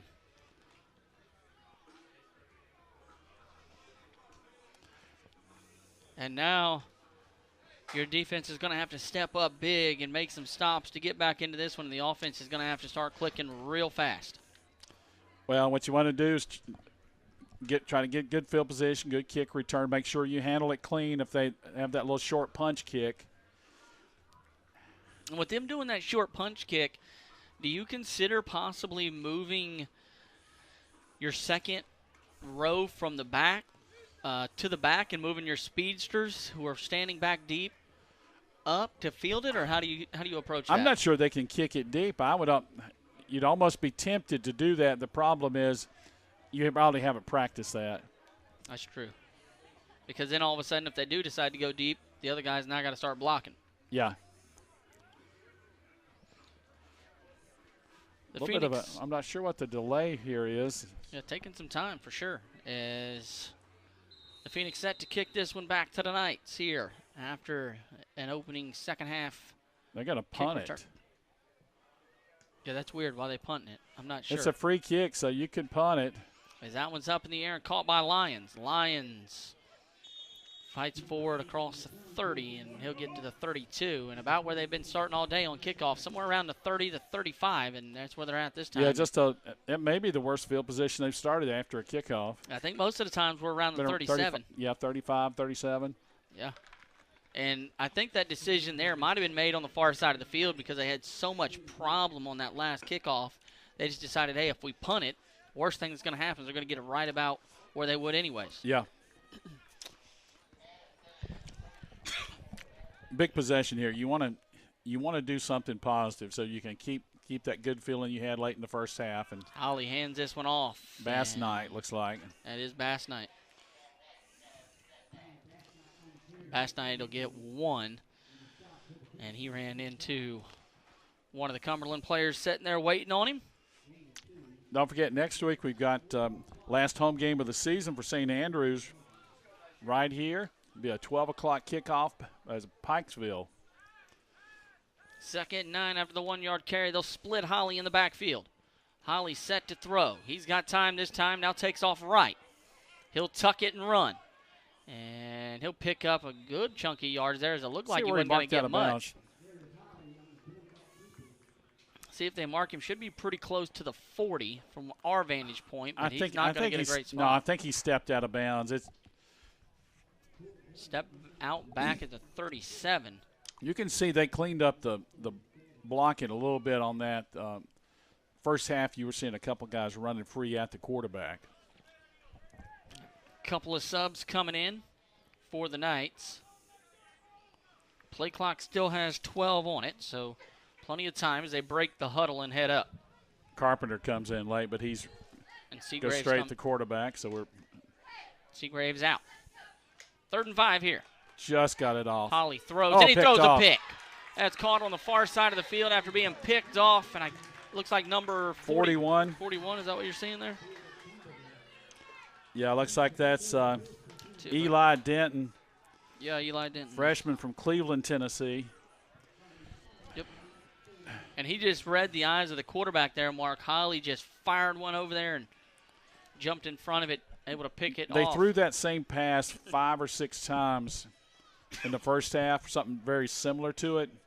I don't know that every single one of them was that far across the field, and that time it turned into a turnover. Yeah, and great field position here for the Phoenix. And you got to realize too that at halftime they probably talked about that completion that they kept making in the first half. Holloway set to throw. And that one's caught in the middle of the field there. Is that 0? No, I believe it's 8. Or is it 0? I couldn't tell if it was 0 or 8. I can't tell. It's 0. Yeah. So that's Niblett. Shaw Niblett, the 6'4" wide receiver from Hoover, Alabama. Don't see a whole lot of zeros out there on the field. No. 1st and 10 after the throw there. But Poles. That one batted up in the air and could have been picked off by the Knights, but I didn't really see any blue jerseys chasing after it besides the man who got his mid on it, Mark. Well, Milligan was chasing, but he never had really a chance to get to it. It just went to the wrong direction. John Brown, the senior, able to get his paw up there and knock that one down. It's going to bring up a 2nd and 10. John's got a big pink sleeve on his left arm and got a pink calf sleeve on his right leg. Supporting Breast Cancer Awareness Month. Holloway set to throw. Got a man wide open far side. He'll make the catch. Yes, he did. And it's going to be caught on the far. Pink calf sleeve on his right leg. Supporting Breast Cancer Awareness Month. Holloway set to throw. Got a man wide open far side. He'll make the catch. Yes, he did. Gaskin's the one that came down with that one. Gaskins already has a touchdown today. He was the one that took it back to the house on a kickoff return. As they'll put Shepard in the backfield. They'll empty the left. Now shift both tight ends from left to right. He'll toss it to Shepard. Shepard cuts back inside, and he's in there for the touchdown with 11:43 here. Didn't have to go far and just needed a little crease. And he got just a big enough crease to walk into pay dirt to make the score 41-7 with 11:43 left here in the 3rd quarter, pending the extra point. Just about the worst start you could have to a quarter. Kickoff return for a touchdown, pass interception, and then a quick touchdown. Just like that, it's a 41-7 game. As we await the extra point here. The snap plays the kick. It's up, and that one was shorter than most of the other one, and he missed it. Yeah, he hooked it a little bit to the left. That makes the score 41-7 with 11:43 here in Laurenburg, and the Knights to get the ball back for their 2nd possession here in the 2nd half.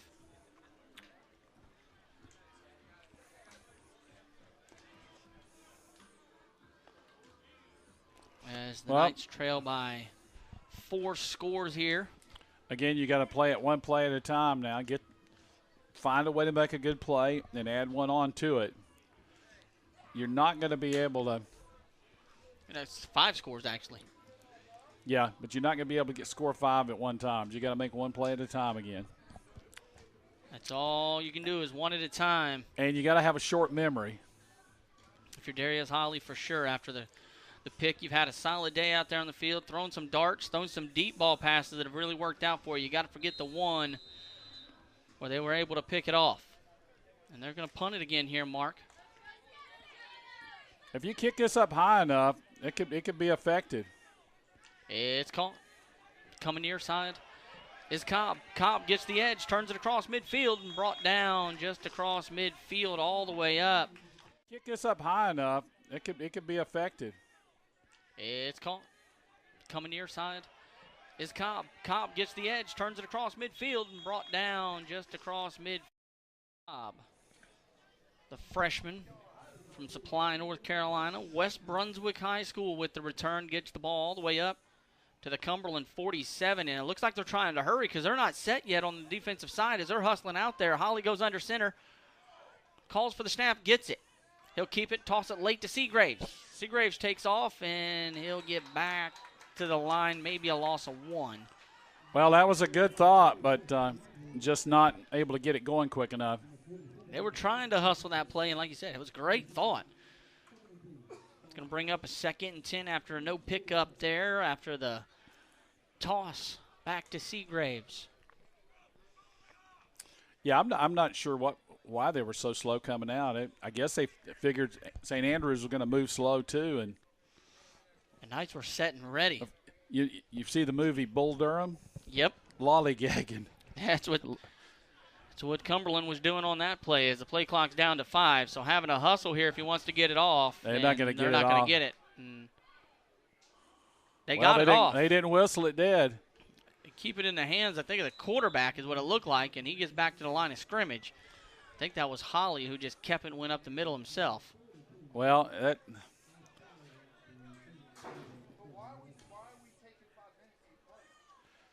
that really didn't work, did it? No, that one did not work well, and I don't know if that was just an ad lib on Holly's end because they didn't have time to get the play call and knew It looked like it it might have been. He just took the snap and kind of took off with it as the play clock again down to 15 as they're just now breaking the huddle, heading to the line with 10. Well, so. You're okay if you break it by 10, but you don't have much room. You don't have any room to change the play if it's much less than that. Holly blasted up the middle as he had no time whatsoever. As the pressure comes right up the middle, and they bring him back down. Had a couple seconds to look. And then before he made the decision, the pressure came. 99, the big man in there for the sack. That's Jeremiah Matthews from Nashville, Tennessee. Able to get in there and bring down Darius Holly back in Knights territory. Barahona to punt it away. Back deep to receive here is Gaskin. He'll field it at the 20. Go far side, gets the edge, and then shoved out of bounds on the far side of the field just across the 40. We'll see what the official spot is. That's a couple of good punt returns now for Cumberland. Yes, he is all of a sudden Gaskins, found a way to make the kick return and punt return team look really good as he's had 2 really big ones in the last 2 possessions. As the ball spotted at the Cumberland 45, 9:13 third quarter, 41-7 the score.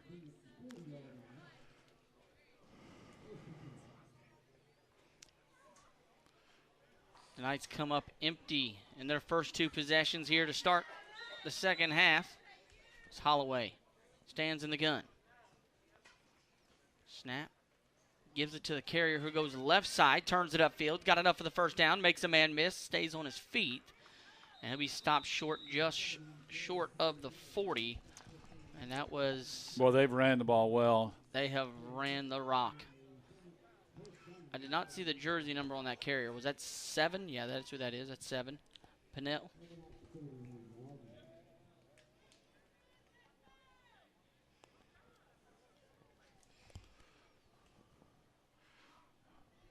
First down after the big run there. Clock under 9. Holloway gets the snap. Gives it back to Pinnell, but Pinnell runs into a pile. I think his helmet came off. Yeah, there's the helmet on the ground. They're a little slow. Is it ball? Yeah. They're a little slow blowing that one dead. When the helmet comes off on the ball carrier, it's an immediate dead ball. Yeah, you're definitely in danger with the helmet off for sure. As they bring in a new back here. They bring in Berg again. Berg's already got 1 rushing touchdown today. And they'll line him up to the right of Holloway. 2nd down and 7 here. Shifts a man in motion. He'll give it to the man who comes out of the slot. He'll turn it here near side, get the edge, and be pushed and shoved out of bounds short of the 20.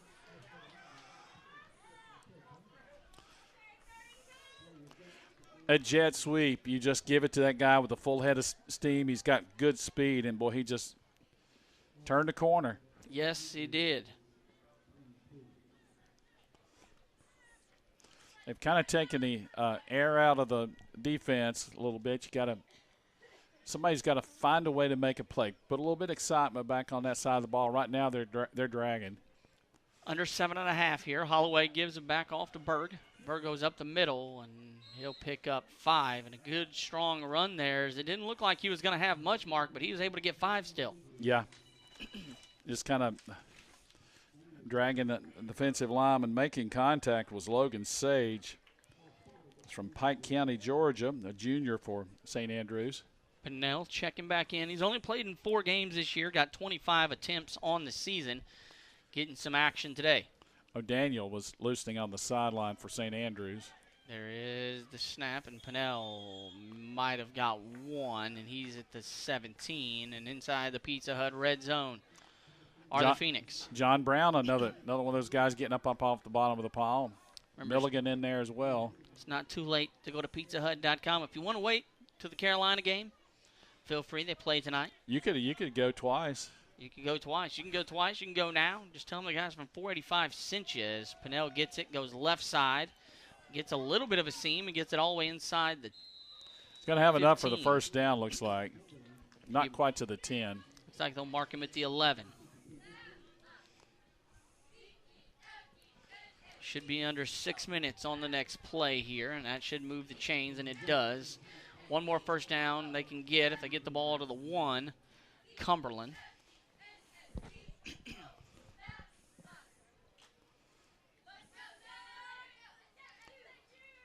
Holloway gets it, gives it to the ball carrier of Pinnell, comes near side after stumbling, gets it inside the 10, fights forward, and a good push all the way to the 4.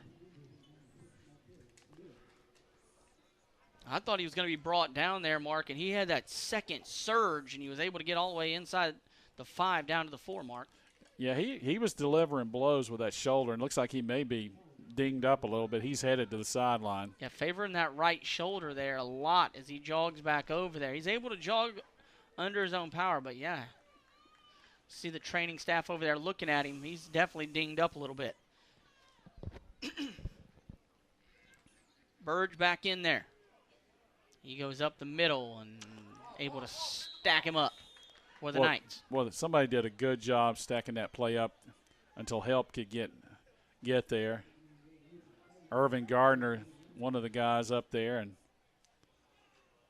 also big 98 back in there for St. Andrews, Logan Sage. So Sage and the junior Irvin both, or Gardner both, making just standing everybody up. Under 5 minutes left here in the third quarter. They'll put 2 receivers left, one to the right on this 3rd down and 2 play. Berg with the carry, and he'll have enough for the first, and no signal if he's in yet. Just short of the goal line. It looks like he's just short, but that'll move the chains. 1st and goal.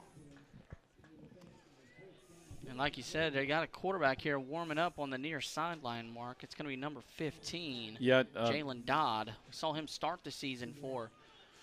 Yeah, Dodd's throwing. O'Daniel was throwing just a moment ago. We saw O'Daniel for 1 series earlier in the game. Banks, I'm sorry. Banks. 1st and goal here.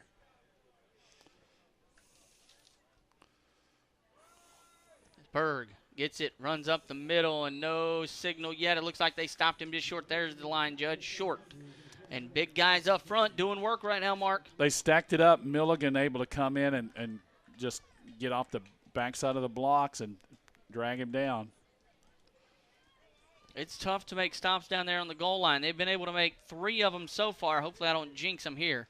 But it's tough to make those stops numerous amounts of times, and so far they've stepped up for it. Back to Berg, and this time up the middle, and there is the touchdown. They didn't need much on that one. They only needed about 3 inches, and they got it.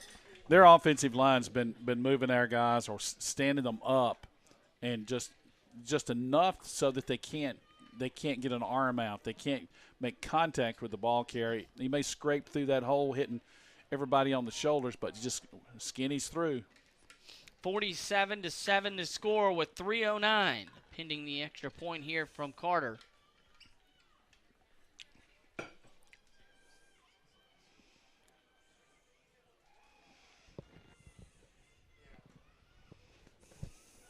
There is the snap, the place, the kick. It's up, and it appears to be good from our vantage point, and it is 49-7. 48-7 is the score. 3:09 left here, third quarter, as the Knights falling behind here late in the second half. And the Knights set to get the kickoff here, unable to score here in the second half so far, the Knights. And hopefully able to do something here on this drive. Fred Bates, Mark Clemens, and James Mellick for you guys on the call here this evening in Laurenburg. Only one more game here in Laurenburg for the Knights. That's next week as they're set to host Pikesville here on Senior Day. Mark Clemens, Perry Gabriel, and Fred Bates will bring the coverage to you guys next week with a noon kickoff for that matchup. A conference game in the Appalachian Athletic Conference, as we await the punt from Cumberland. There's a punt here, a high punt that will be fielded in the area of Jawan Lyons, who will field it at the 15. He'll make a man miss, make another man miss. He'll get inside the 20, fight forward, keep driving, and get all the way up to the 25-26. As Lyons wasn't going to stop there on that one, as he was going to get a little bit more. That was a pretty good kickoff. See John Brown getting some tape on his arm.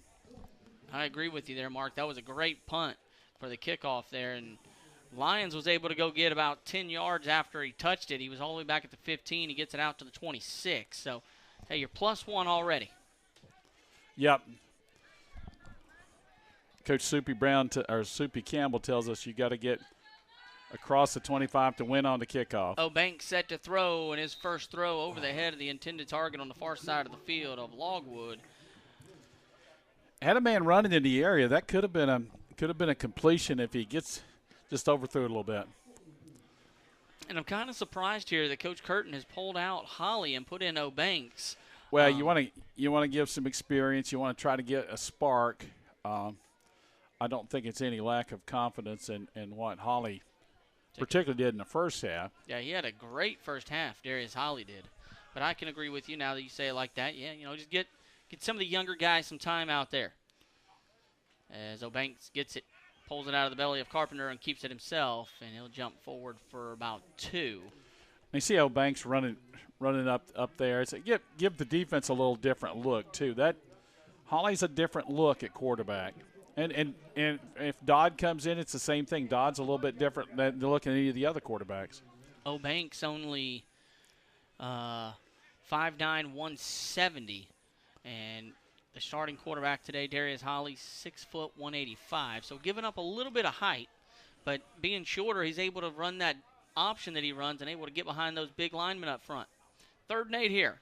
O'Banks set to throw. He'll toss that one to Carpenter, and he'll just sling that one in front of him. He probably threw it just a little bit before Carpenter was ready. You see Carpenter comes over, walks over to him, says something, and then the punt unit's coming on. 2:13 left here in the third quarter as the punting unit heads out for the Knights. And back. Banks never really got on top of the ball when he was throwing. That ball was a sidearm shot, and I think it may have been that one he threw on the far side of the field. Looked like it was a little 3/4, so it may sail just a little bit. And that's exactly what I was thinking there on that throw that he was trying to get to Carpenter, was he sidearmed it. One of the protectors coming on late. Boy, another good kick. Let's see if the coverage is better. That's not Gaskins. That's Stevens, Well, far Stevens, side, makes a hole. He turns it upfield and drug down from behind. Stevens is fast. Let's see. Running that one down from behind, though. I'm looking for the number. It's kind of punched. Is it 86? I think it's J.J. Cobb, 86. I think that's who that is. Yeah, J.J. Cobb from West Brunswick High School. We called his name a little earlier today. Yeah, he does special teams, also plays wide receiver for St. Andrews, making a big defensive play there on special teams. He ran that one down from behind, and, boy, number 9 is not easy to run down from behind. Stevens, yeah. Holloway gets the snap, gives it off to the carrier. He goes up the middle. He'll pick up a couple. It looks like it's Shepard, 23. Is that who that was? 23 or 28, I couldn't tell from the angle. We'll get the official on that one. It is Shepard, 23. Winding down here in the third quarter. It has not been a good quarter for St. Andrews, and it started off with a bang with a long kickoff return for a touchdown. Give back to Shepard, and he goes into a pile, gets the first down. And like you said, Mark, it didn't start off it couldn't have started off much worse for the Knights because they had the kick return that went back to the house, and then on their first series, Darius Holly throws the touchdown and sets the ball up at the 40 of St. Andrews for Cumberland, and they took it 40 yards and just opened it up. So a 3rd down and 1, they're going to say, just short of the marker. I thought he had enough to get the first down, but they're going to say just short as they go back to Shepard again. He's got enough this time, and he stays on his feet. Nothing but green grass now for Shepard as he's going to walk right in there. Of the marker, I thought he had enough to get the first down, but they're going to say just short as they go back to Shepard again. He's got enough this time, and he stays on his feet. Nothing but green grass now for Shepard as he's going to walk. As you mentioned there, Mark, he gets that burst after he gets through the line, and there was one defender sitting there who made contact with him. But by that point, Shepard already turned the speed on and was able to run through the defender to make the score 54-7 with 47 seconds left here, pending the extra point.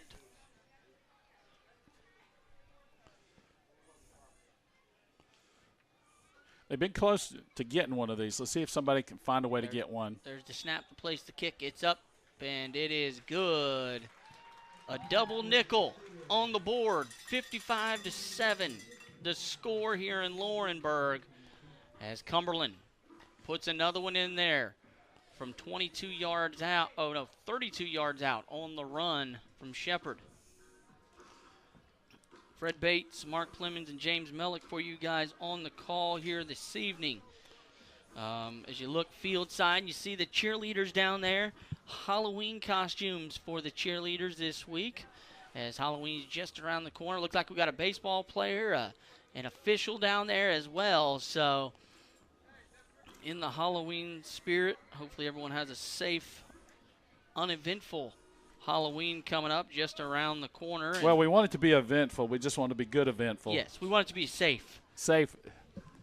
Let's see if they punt it again. Looks like that's what they're going to do. Halloween's definitely very eventful because you see some dressed up people that some of them got a great imagination and come up with some great costumes. I used to have a Fred Flintstone outfit. You did? Yeah. So that would be a great costume, is that one's going to bounce straight up in the air and go out of bounds. bounds. Yeah, my wife made it. She had found a pattern somewhere. So we were Fred and Wilma one year, and I wore it into the office, and it was pretty funny. That's a good costume to have right there. Yeah, I could do the yabba-dabba-doo. I could do it a little louder, but you probably didn't come to see the Flintstones or hear the Flintstones. As well, after they set back up after that kick out of bounds, see if Coach Curtin, have them re-kick it. We'll go to our Cannon Pharmacy scoreboard real quick. Florida State leads 34-10 over Wake Forest in the third quarter. Indiana, Penn State. Penn State able to make that lead a little bit bigger as they were only leading 17-14 at half. That score now 24-14. Kansas, Oklahoma. Oklahoma 21, Kansas 14. Almost halftime in that one after the weather delay they had. Army and UMass. UMass leads 21-7 as they will not elect to re-kick it here. And the Knights will take over with the ball at their own 35, and they'll toss that one far side to Seagraves. Seagraves makes a man miss, and he's shoved out of bounds across midfield as they will not elect to re-kick it here. And the Knights will take over with the ball at their own 35, and they'll toss that one far side to Seagraves. Seagraves makes a man miss, and he's shoved out of bounds. Spark that the Knights were looking for on the offensive side as they were able to get a big run there from Seagraves. Well, Banks appears to be going under center again, and he does. There's the snap. He'll toss it again to Seagraves. And this time, not quite as much, but still pushing the pile. Look at that pile keep going.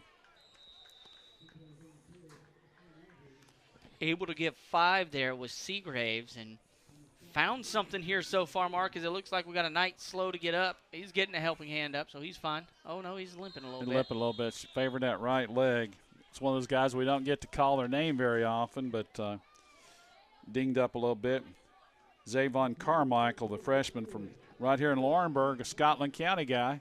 Played at Scotland High School, powerhouse. Fighting Scots. I didn't see the final score last night. They were playing Richmond County, that season-ending rivalry game. Yep, it's a big game here in Richmond and Rockingham County. Scotland County. I've been over there a couple of times, and you're not a huge fan of their light system. Oh, I hate it. They flash the lights, and then it throws all the cameras off. They're throwing T-shirts into the stands. As we're trying to get some. I'm trying to get a thought here. We want them in the booth. Oh, good throw. Cheerleaders are throwing T-shirts into this. I actually think I've got one of those at home. I've got one of those at home. The St. Andrews football T-shirts. Yeah, we got some of those at the house. Oh, that was the end of the third quarter. While we're here talking about Fred Flintstone and everything else, we missed the end of the quarter. Yeah, we were over here telling stories. See, we always talk about how we'll tell stories all the time. And here we are telling stories, and we missed it was the end of the third quarter. And some of them are true. Some are true, yeah. Some of them we just like to tell stories. Well, when it's 55-7, sometimes you resort to things you'd rather not be talking about. You'd like to be talking about how competitive this ball game is going to be in the fourth quarter, and just that's the nature of the beast sometimes. Oh, Banks loses that one, but jumps back on top of it as there was some confusion in the backfield. He tried to tuck that one off left. Daniels ran into it, popped the ball in the air, but O'Banks able to jump back on top of it. As you see, Daniels patting himself on the chest saying, that was me, as he ran into that football. 3rd and long. Puts him behind the chains here. Going to make it a 3rd down and 11. Well, I tell you what, Cumberland, wholesale substitutions on defense every time a different wide receiver running back package comes in for St. Andrews. Yeah, it's almost like, if you want to relate it to basketball, it's almost like the white and blue that Kentucky used to run when they would have those 2 different squads. They would sub-5 and sub-5. That's almost what it looks like. They bring in a completely different package. St. Andrews, and they're going to get a delay of game. St. Andrews broke the huddle with 12 players. In theory, you go up there and you stop and allow the defense to make a substitution, and it was 1 second on the play clock, so they can't. So it'll be a – well, I don't think that's what they call, but – yeah, I think they called a false start there. That's what it looked like. But you can't break the huddle with 12 like that without allowing the – Now they'll go back into the huddle. Zo Banks walks in there. Clock stopped at 14-14. Now running again. Play should be under 14 minutes left in the ball game. 55-7 to score. Cumberland on top. 3rd down and 16 here for the Knights. O'Banks set to throw. He heaves one up in the air. Far left side, and flag. That's probably going to go against the offense there as they were fighting for that ball. He's trying to get it to George Tharp over there. I think they're calling on the defense. No, I think it's 84. That's 84, so that's Latrell Snow.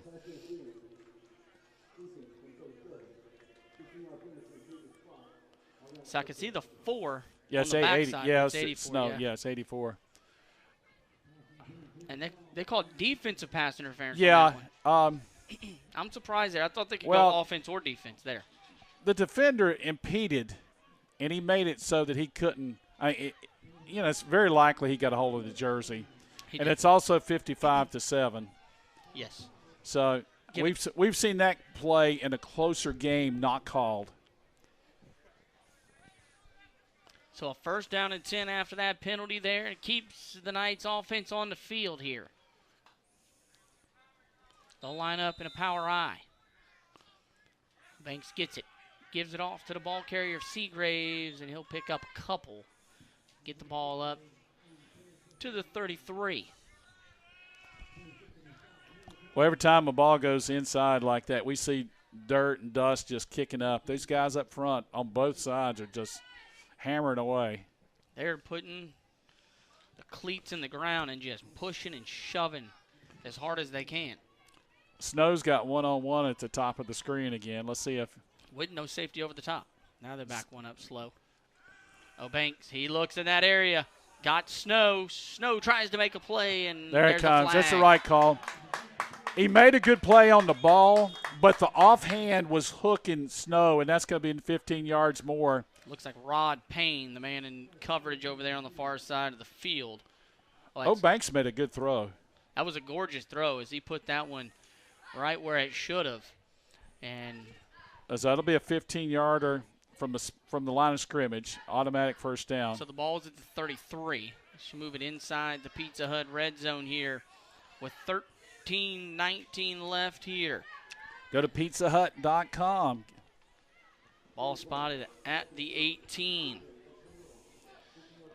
And the Knights threatening here, and this is something you like to see. You got your younger quarterback in there of O'Banks. He's able to make some plays, make some throws, get some penalties, and get your team down into the Pizza Hut red zone. And a timeout called on the far side of the field there by Cumberland will stop the clock with 13:19 in a 55-7 matchup. You're going to see their defense going to be challenged. They probably got some seconds out there, some guys who don't get to play quite as much. And it may be that they want to just, okay, let's think about what we're doing. Don't give up anything we don't have to. You got to play this game like it's 0-0. You might have the lead, but you can also be fighting for a starting job possibly Playing later time, this year.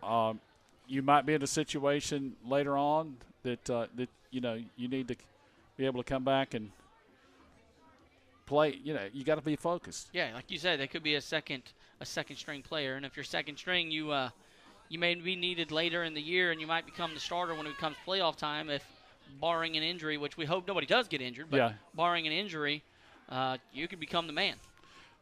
There's always going to be times when somebody is going to go down. There's going to be opportunities. There's a flag on the far side of the field too. Is that still the pass interference flag? No, I thought the pass interference happened farther back. And St. Andrews cheerleaders still working hard. You see them doing a couple of tumbling passes down on the sideline. Yeah, I'm not sure what the flag is on the far side of the field over there. Is the White Hats talking? The coaching staff is not happy for Cumberland, whatever it is, and they may still be arguing the pass interference. The first one was pass interference, but we've seen it not called. Yep. The last play was certainly pass interference. And he had his arm hooked up, and he made the receiver. Yeah, 100% agreed. The first one we've not seen called. The second one definitely. Let's see if they're going to call this or just pick. I think they're going to pick it up. I think that might be the same one. He doesn't give any signal, the White Hat. Okay. Here you go. Well, I thought he was going to crack the mic, but. I did too. But they're marking it off, whatever it is. They are, whatever it was. Half the distance to the goal.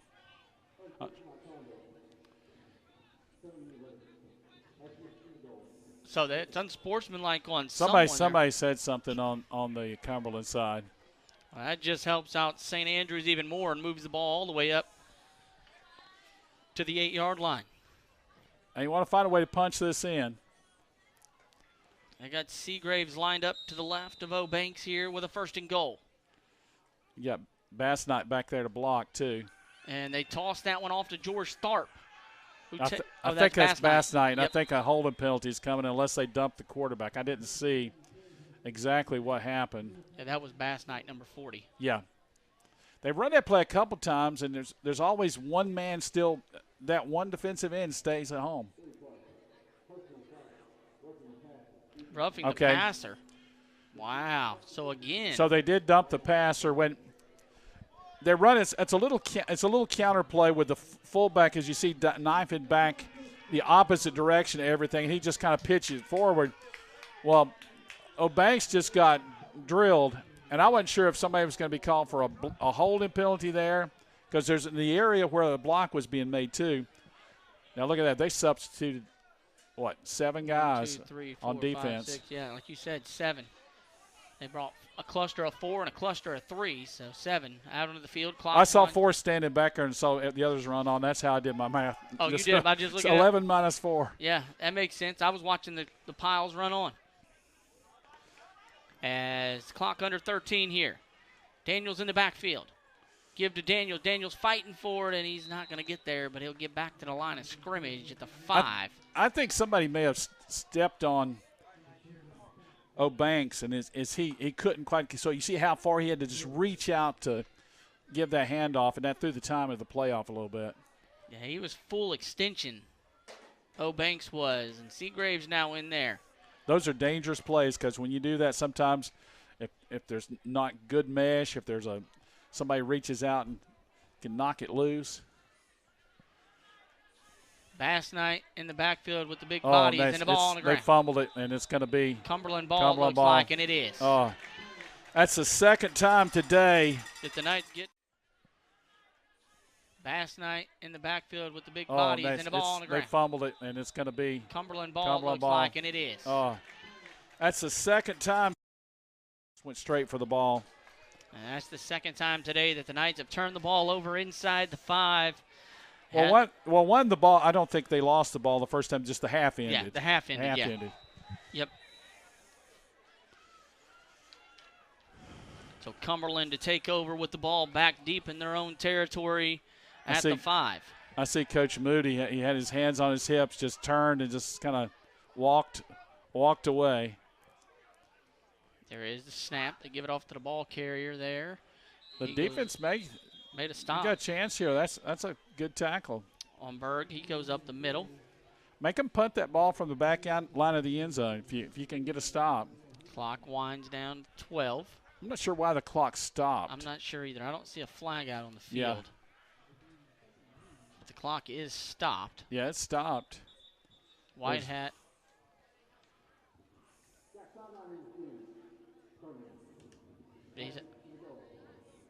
So they got it.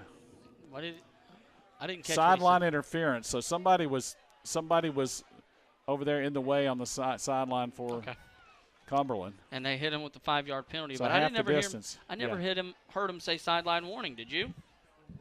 They were probably warned. They may not have flagged it. May not have flagged it? Okay. So they probably just gave him a warning earlier in the game and we missed it. But I didn't see a flag drop there on that one either. But in the high schools, you'll see it dropped. I don't know that they necessarily have to warn them. All in all, results in a half the distance to the goal, moves the ball back to the 3. And it was also apparently dead ball. Berg hit and stacked up at the line of scrimmage. And right there to make the stop, Heath Lewis. It's going to bring up a 3rd and 13. I guess that was a dead ball interference. Because look at the it was a loss of down. Yeah. That's a big play for the St. Andrews defense, at least for your attitude, for your mental state here. You want to do something strong to finish a game. Make a big stop here, get the ball back. They move a man in motion. They toss it to the man. They move out of the slot there. He finds a hole, turns it upfield, and might have enough for the first down. See what the spot is there. That'll move the chains.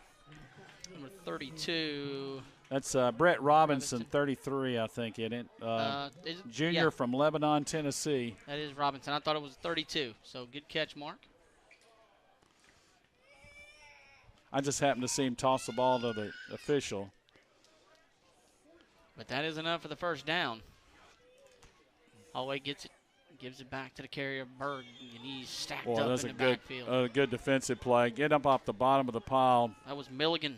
Well, Milligan made the tackle. The man who really made the play on this, number 54, DeMario Henderson, the freshman from Augusta, Georgia, stacked the play up, got right at the runner's feet, and just really eliminated all the blocking. That allowed Milligan to come in and finish things up. So good teamwork there. Good job of blowing the play up. 2nd and 10 as the clock winds down under 10. Back to Berg again, and he gets to the 20 before being brought down. So no gain on that one as well. And the defense up front here. Henderson again. Mario Henderson there, and making the tackle, Irvin Gardner. Irvin Gardner, the third, the junior. So 3rd down, and they're got a 9 on the scoreboard. So it's got a different quarterback in too, don't we? No, it's still Holloway. 10. No, sure. I think Holloway. Oh, yes, yeah, it is. Not Holtzclaw. You're right. Good catch. You were on that one, Mark. Holtzclaw, Zach Holtzclaw. Oh, tipped and nearly intercepted. He has only attempted 2 passes this year. Xavier Bolden makes the pass tip.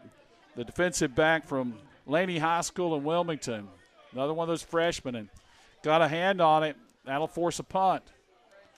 And the Knights defense able to stop him there, Mark, and that was big. That's a little bit of that motivation you were looking for. Yeah, you made a play. You gave up 1 first down, but you only made 1 bad play out of 7 right there. You got to build on that now. And Lions back with an opportunity. They got 10 men on the line of scrimmage. And Juwan Lyons electric on the punt returns with 9:07 left here.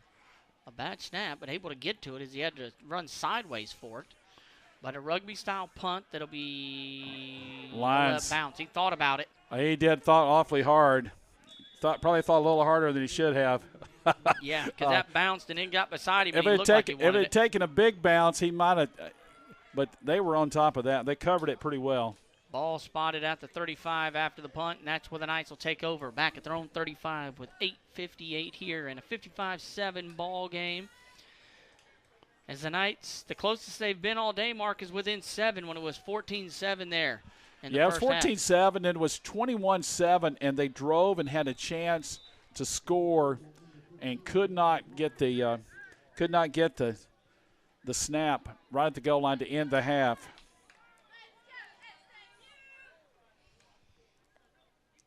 There's the snap. They give that to Dodd, and that one's tipped and almost picked off as Dodd threw a bullet right through the receiver's hands. Yeah, he's trying to get that to Logwood. We saw Logwood get a catch earlier in the first half. Stops the clock at 8:54 here. And we've seen 3 quarterbacks now for the Knights. We've seen Dodds, Obanks, and Holly all today get some action.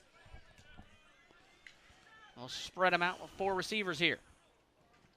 Dodds hands it off to the ball carrier up the middle, and a good run from Daniels there to get it up to the 39, so we'll pick up a 3.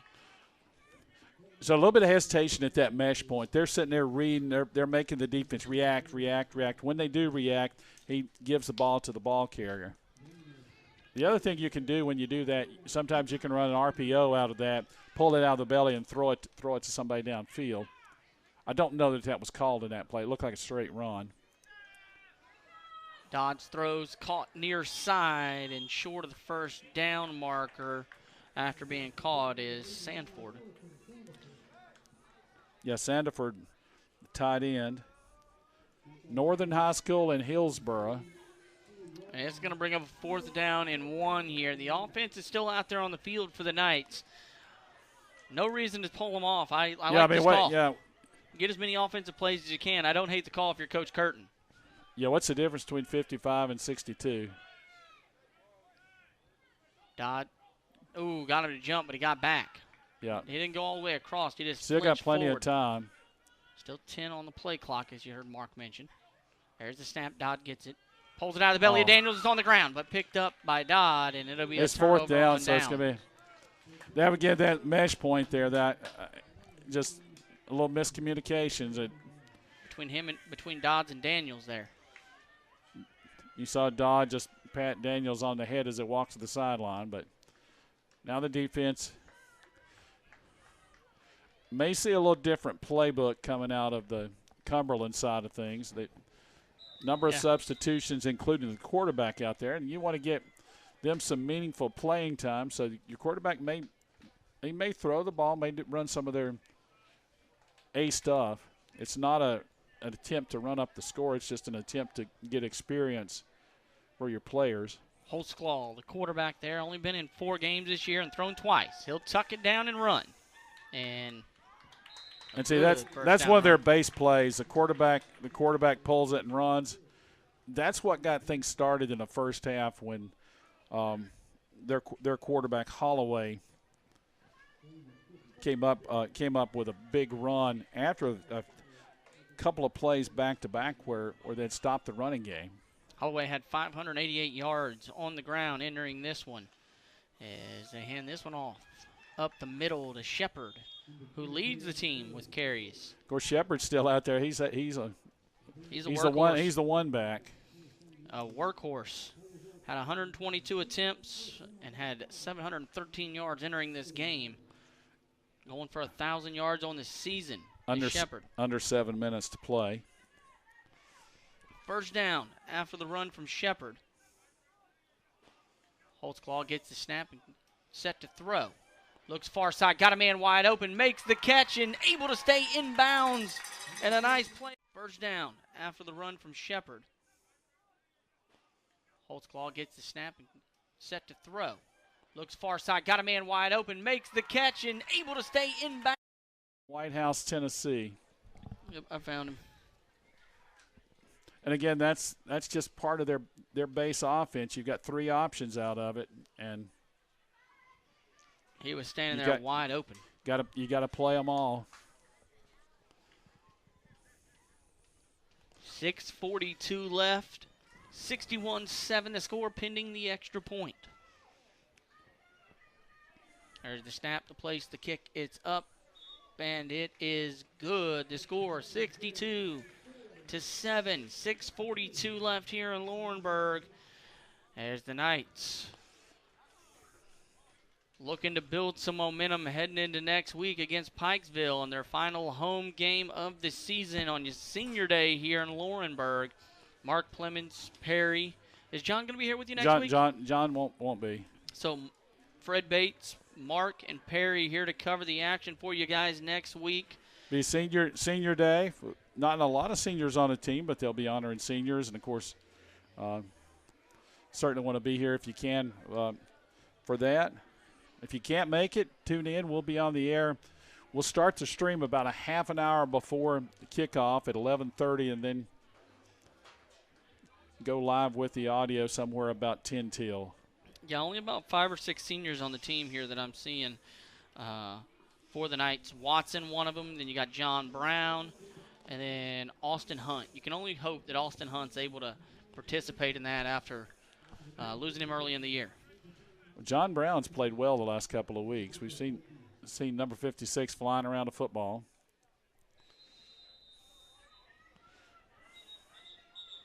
And the whistles sound here. Not sure the reasoning why. Is the official talking? They're talking to somebody on the sideline. Yeah. I don't know what the deal is there. Yeah, that's what I kind of thought I was seeing there. I thought he was talking to somebody on the sideline. It wasn't anybody on either team either. 6:42 left here. I think he said, hold me one of those cold drinks till after the game. He was not talking about a bottle of water. No, I think he may have been talking about a bottle of water. As Allen is at the 15. Look, here he comes, Lions, and he almost broke one. Look how close this was to a touchdown. Bottle of water. No, I think he may have been talking about a bottle of water. As Allen is at the 15. Look, here he comes, Lions, and he almost broke one. Look how close 88 to beat. Yeah, that arm tackle is what stopped Jawan Lyons from going to the house. Well, you got 6:36. Probably got time for one. They're going to assess that at the end of the run. So that should put the ball across the 40 up to around the 42, 43. So you want to get a good drive here, punch it in, score, get a good defensive stop, and you can close out the game at least on a higher note than say from the last play of the first half until midway through the third quarter, and that was just kind of a Halloween horror show. Dodd throws that one complete far side to Watson.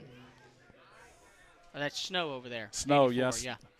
Snow's had a few catches today. Snow's had a solid day today. Drawn a couple of penalties.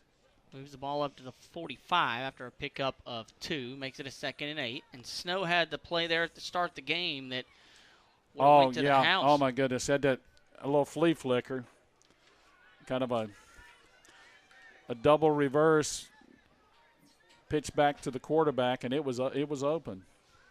Dodd set to throw. Pressure, takes a shot, gets rid of it as he took it, and he goes back to Snow on the far side, makes the catch. Well, he's right at the stick. He knocked it down.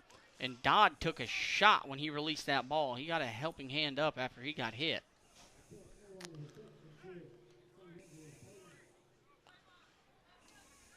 Third down and about 2 here for the Knights. Dodd trots back out there. We saw Dodd. He was the guy who started the season as the QB1 for the Knights. And since then, we've seen a lot of Darius Holly as well, QB1. the switch to some of the Veer principles made Holly a little bit different option there because he can run. Dodd throws that one high, but there was a man there who jumps up and gets it. And That's it's Snow again, yeah. It's starting to snow. It is starting to snow is correct, as he had 2 guys that were over there. Anthony Robinson, who it looked like he threw over the head of, and it was going to sail into the sideline. Well, it may be that little combination route. We saw that in the first half where they run the 2 receivers really close, and that one inside receiver or draws the defense, and the outside receiver catches it, because that's exactly what happened. I'm not sure if it's designed that way, but they've run it that way about 4 times. It's worked 3 of the times at least, and that one there works enough to get the first down for the Knights. Now, we did see an interception on a similar play, but it was thrown farther across the field. 2 to the right, 2 to the left.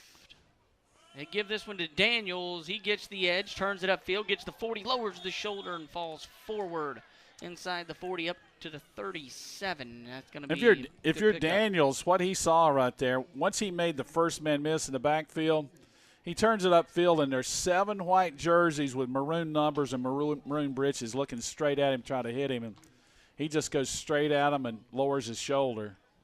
And he's able to pick up 5 there, and it looked like he wasn't going to hardly get maybe 1. Dodd. Pressure gets to him. He takes off himself now. He goes left. He's got enough for the first down. He's up the middle. 1 man to beat, and Dodd's in there for the touchdown for the Knights. Wow. Dodd. Pressure gets to him. He takes off himself now. He goes left. He's got enough for the first down. He's up the middle. 1 man to beat, and Dodd's in there for the touchdown for the Knights. Wow. Jalen Dodd able to get in there for the second score of the day for the Knights to make the score 13-62 with 3:42. And that right there is a little spark that the offense was looking for. As you see them all, they know the game's pretty much out of reach, but still going over there to congratulate their teammate at Dodd on that big run. That's a play you build off of. The couple of throws you build off of. And a little bit of a bobble there is Juwan Lyons picks it up and takes off, and he's in there for the 2-point conversion, and it looked like that one might have been the couple of throws you build off of. And a little bit of a bobble there is Juwan Lyons picks it up and takes off, and he's in there for the 2-point conversion. The edge. And yeah, that was a straight fake. Yeah, that's a nice play. Barjona set that block. You've got Lyons, who maybe, if he's not the fastest guy out there, he's one of the fastest guys out there. Oh, he's fast. And if you get it into a foot race to the pylon, he's going to beat most of those guys to that corner. And that's the second time we've seen him run that play in 2 weeks, Marks. And it was successful last week and successful again this week. So maybe Coach Curtin is going to put that one on the playbook and run it more often. He's 2 for 2 with it. As you look down here, field side, Coach Curtin knows that this game's out of reach, but I look down here and I just watched him walk up to his quarterback, Jalen Dodd, and what you did with him. What you did too, you put something on film that makes the defense have to prepare for one more thing. Yep. You may not want to do that again, but Now they at least have to think but about they it. have to think about it. It might make that guy coming off the edge just to hesitate for a split second. That may be the difference in a kick splitting the uprights or somebody getting a fingertip on it. 3:42 left here. See if you get an onside kick. Is that what? I think that's what they're setting up. Sorry, I just had to kill We got a big There was a spider. running up the window. I took care of it for us. You're supposed to scoop it and toss it outside. They are good for people. I should have did that. I didn't think about it. I just saw it. Says the guy who once killed 45 Yellow Jackets. So there may be one or two people in the audience that has heard this story, but Ryan Arnold and I were doing Davidson and Valparaiso at Valparaiso. We'll let the kick go here, and I'll finish the story for you. They look to be set up to kick deep, and they do kick it deep. Going to be fielded there by Stevens. And he'll toss it back and take off up the middle after he tossed it back to number 15 of Hatchet, and he'll go to the 42. Well, that could have been a lot worse. Jordan McCall, the freshman from Charlotte, made tackle. He's a little gimpy walking back to the sideline. You see, he made a diving attempt. It just got an arm underneath that return man. North Brunswick product. Oh, he's got his hand on his thigh, and he's kind of favoring the other leg. I think he's just kind of banged up. Handoff to 32 here. He's fine to hold down the left side and being brought down on the sideline here in St. Andrews. Milligan forced him back in, had a shot at him, and the ball carrier did a good job of just kind of spinning off of Milligan at the corner. You hope when he cuts it back inside Milligan, there's somebody there to kind of fill that gap, and it didn't quite happen. Somebody got blocked up. Clock down to 3 minutes left in the ball game. Play clock still with 15 for Holtzclaw. Gives it off to the ball carrier Berg, who goes right and is brought down behind the line of scrimmage for a loss of 3. Quintel Green, the freshman from Hoggard High School in Wilmington, latched onto his leg and would not let go.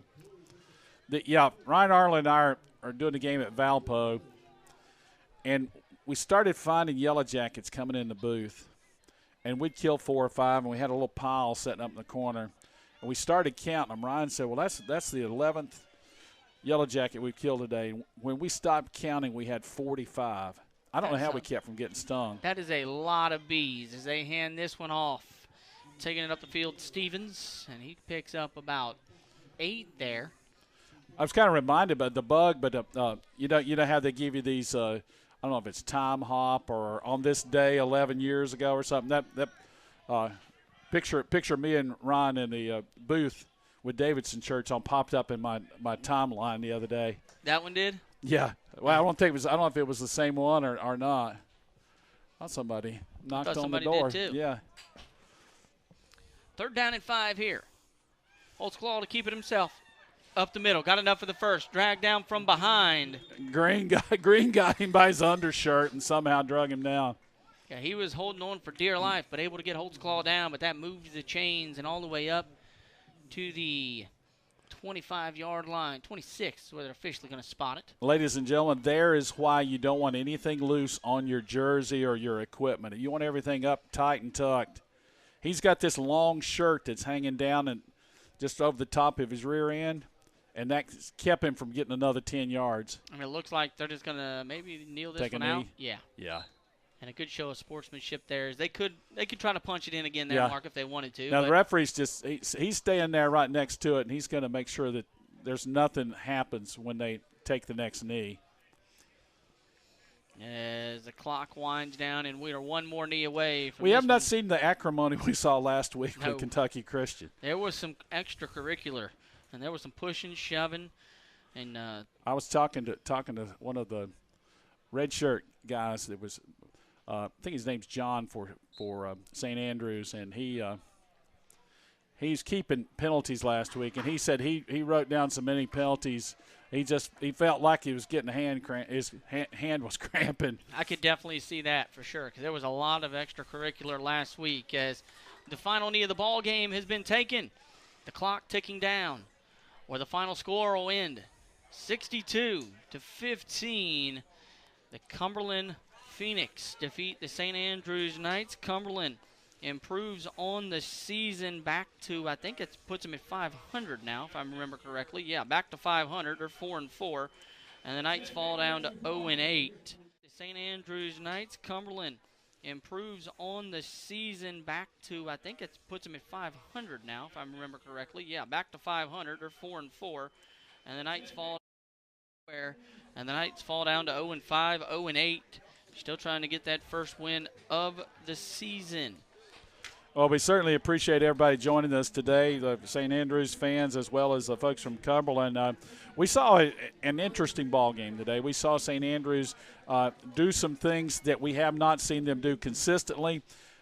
And I say consistently, 3, 4, 5 plays at a time. Yeah. Still, those mistakes are coming, but some of those are freshmen, some of those are young mistakes, some of those things are correctable. You've got to be able to string 20 plays in a row that are pretty consistent, Yep. not the 3 or 4. You've got to eliminate the bad snaps on the goal line. We saw that happen twice. It cost St. Andrews 14 points today. Yep. Those, 14 points, 62-29 looks better than 62-15. It's better mentally. And, if it's 21-14 at halftime, like one of those snaps potentially cost, you don't know what happens in that third quarter. The third quarter may not have been the horror show that we saw, but definitely saw improvement on offense. We saw flashes on defense, but the defense just really got pounded up front a little bit with their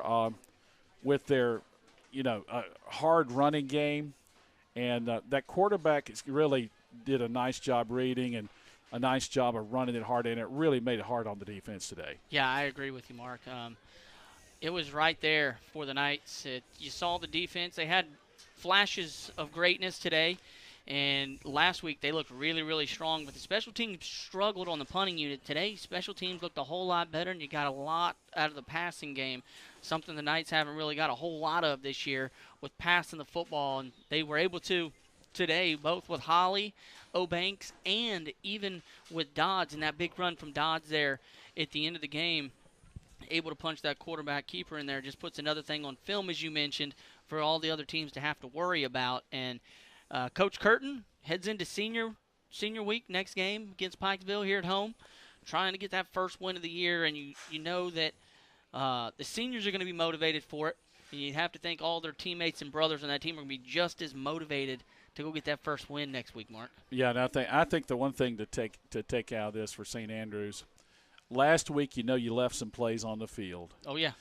You didn't throw the ball particularly well. You missed some plays in the passing game. You had 2 really horrendous punt problems. Yep.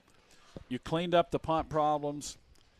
You had an effective passing game for the most part today. You also drew a couple of penalties in the passing game. So there's 2 things you improved on. Might have gone back a little bit on run defense. Yep.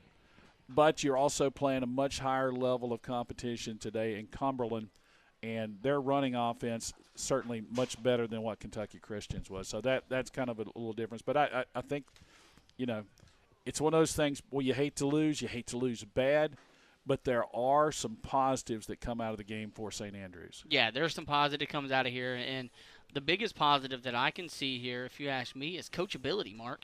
Because you can see they've done some things. You've seen them they've improved. Listened. You've seen the improvement from week 1 till now, and they've improved at every tier of it. Compare defensive side, special teams, offense, defense. It doesn't matter. They've improved all the way around, and that to me, it's very bright. Your building, it's not going to show in the record book, but certainly you pull this film apart and you're going to see that there was some improvement. Yeah, definite improvement all year for the Knights. Mark, any final thoughts? I think that's a good place to leave it here. Cumberland played very well, particularly the third quarter. They just they came out and they said, okay, this is our game. We're going to take it, and You give them credit. Their quarterback, after making a couple of bad throws in the first a couple of drives, came back and really played really well for them. But you saw 3 quarterbacks make a lot of good plays for St. Andrews today. Yeah, you did. I agree with you. Well, with your final thoughts there, Mark, I want to say thank you to you and the St. Andrews staff here. This is my final game. I won't be here next week for senior week. So I want to thank you and all the staff here at St. Andrews for the awesome hospitality this year. Absolutely. And we look forward to working back with them next year if they'll have us back for year 4. As we'll wrap this one up here. The final score today, 62-15. The Cumberland Phoenix defeat the St. Andrews Knights. Cumberland improves to 4-4 on the season and makes them 2-3 in conference as the Knights fall down to 0-8 on the year, 0-5 in conference, heading into senior week next week against Pikeville here in St. Andrews for the final game of the year. For the whole noon kickoff next week. Noon kickoff for the whole 485 crew. Fred Bates, Mark Plemons, I'm James Mellick. Thank you guys for the great year, and I look forward to seeing you guys next week. So long, everyone.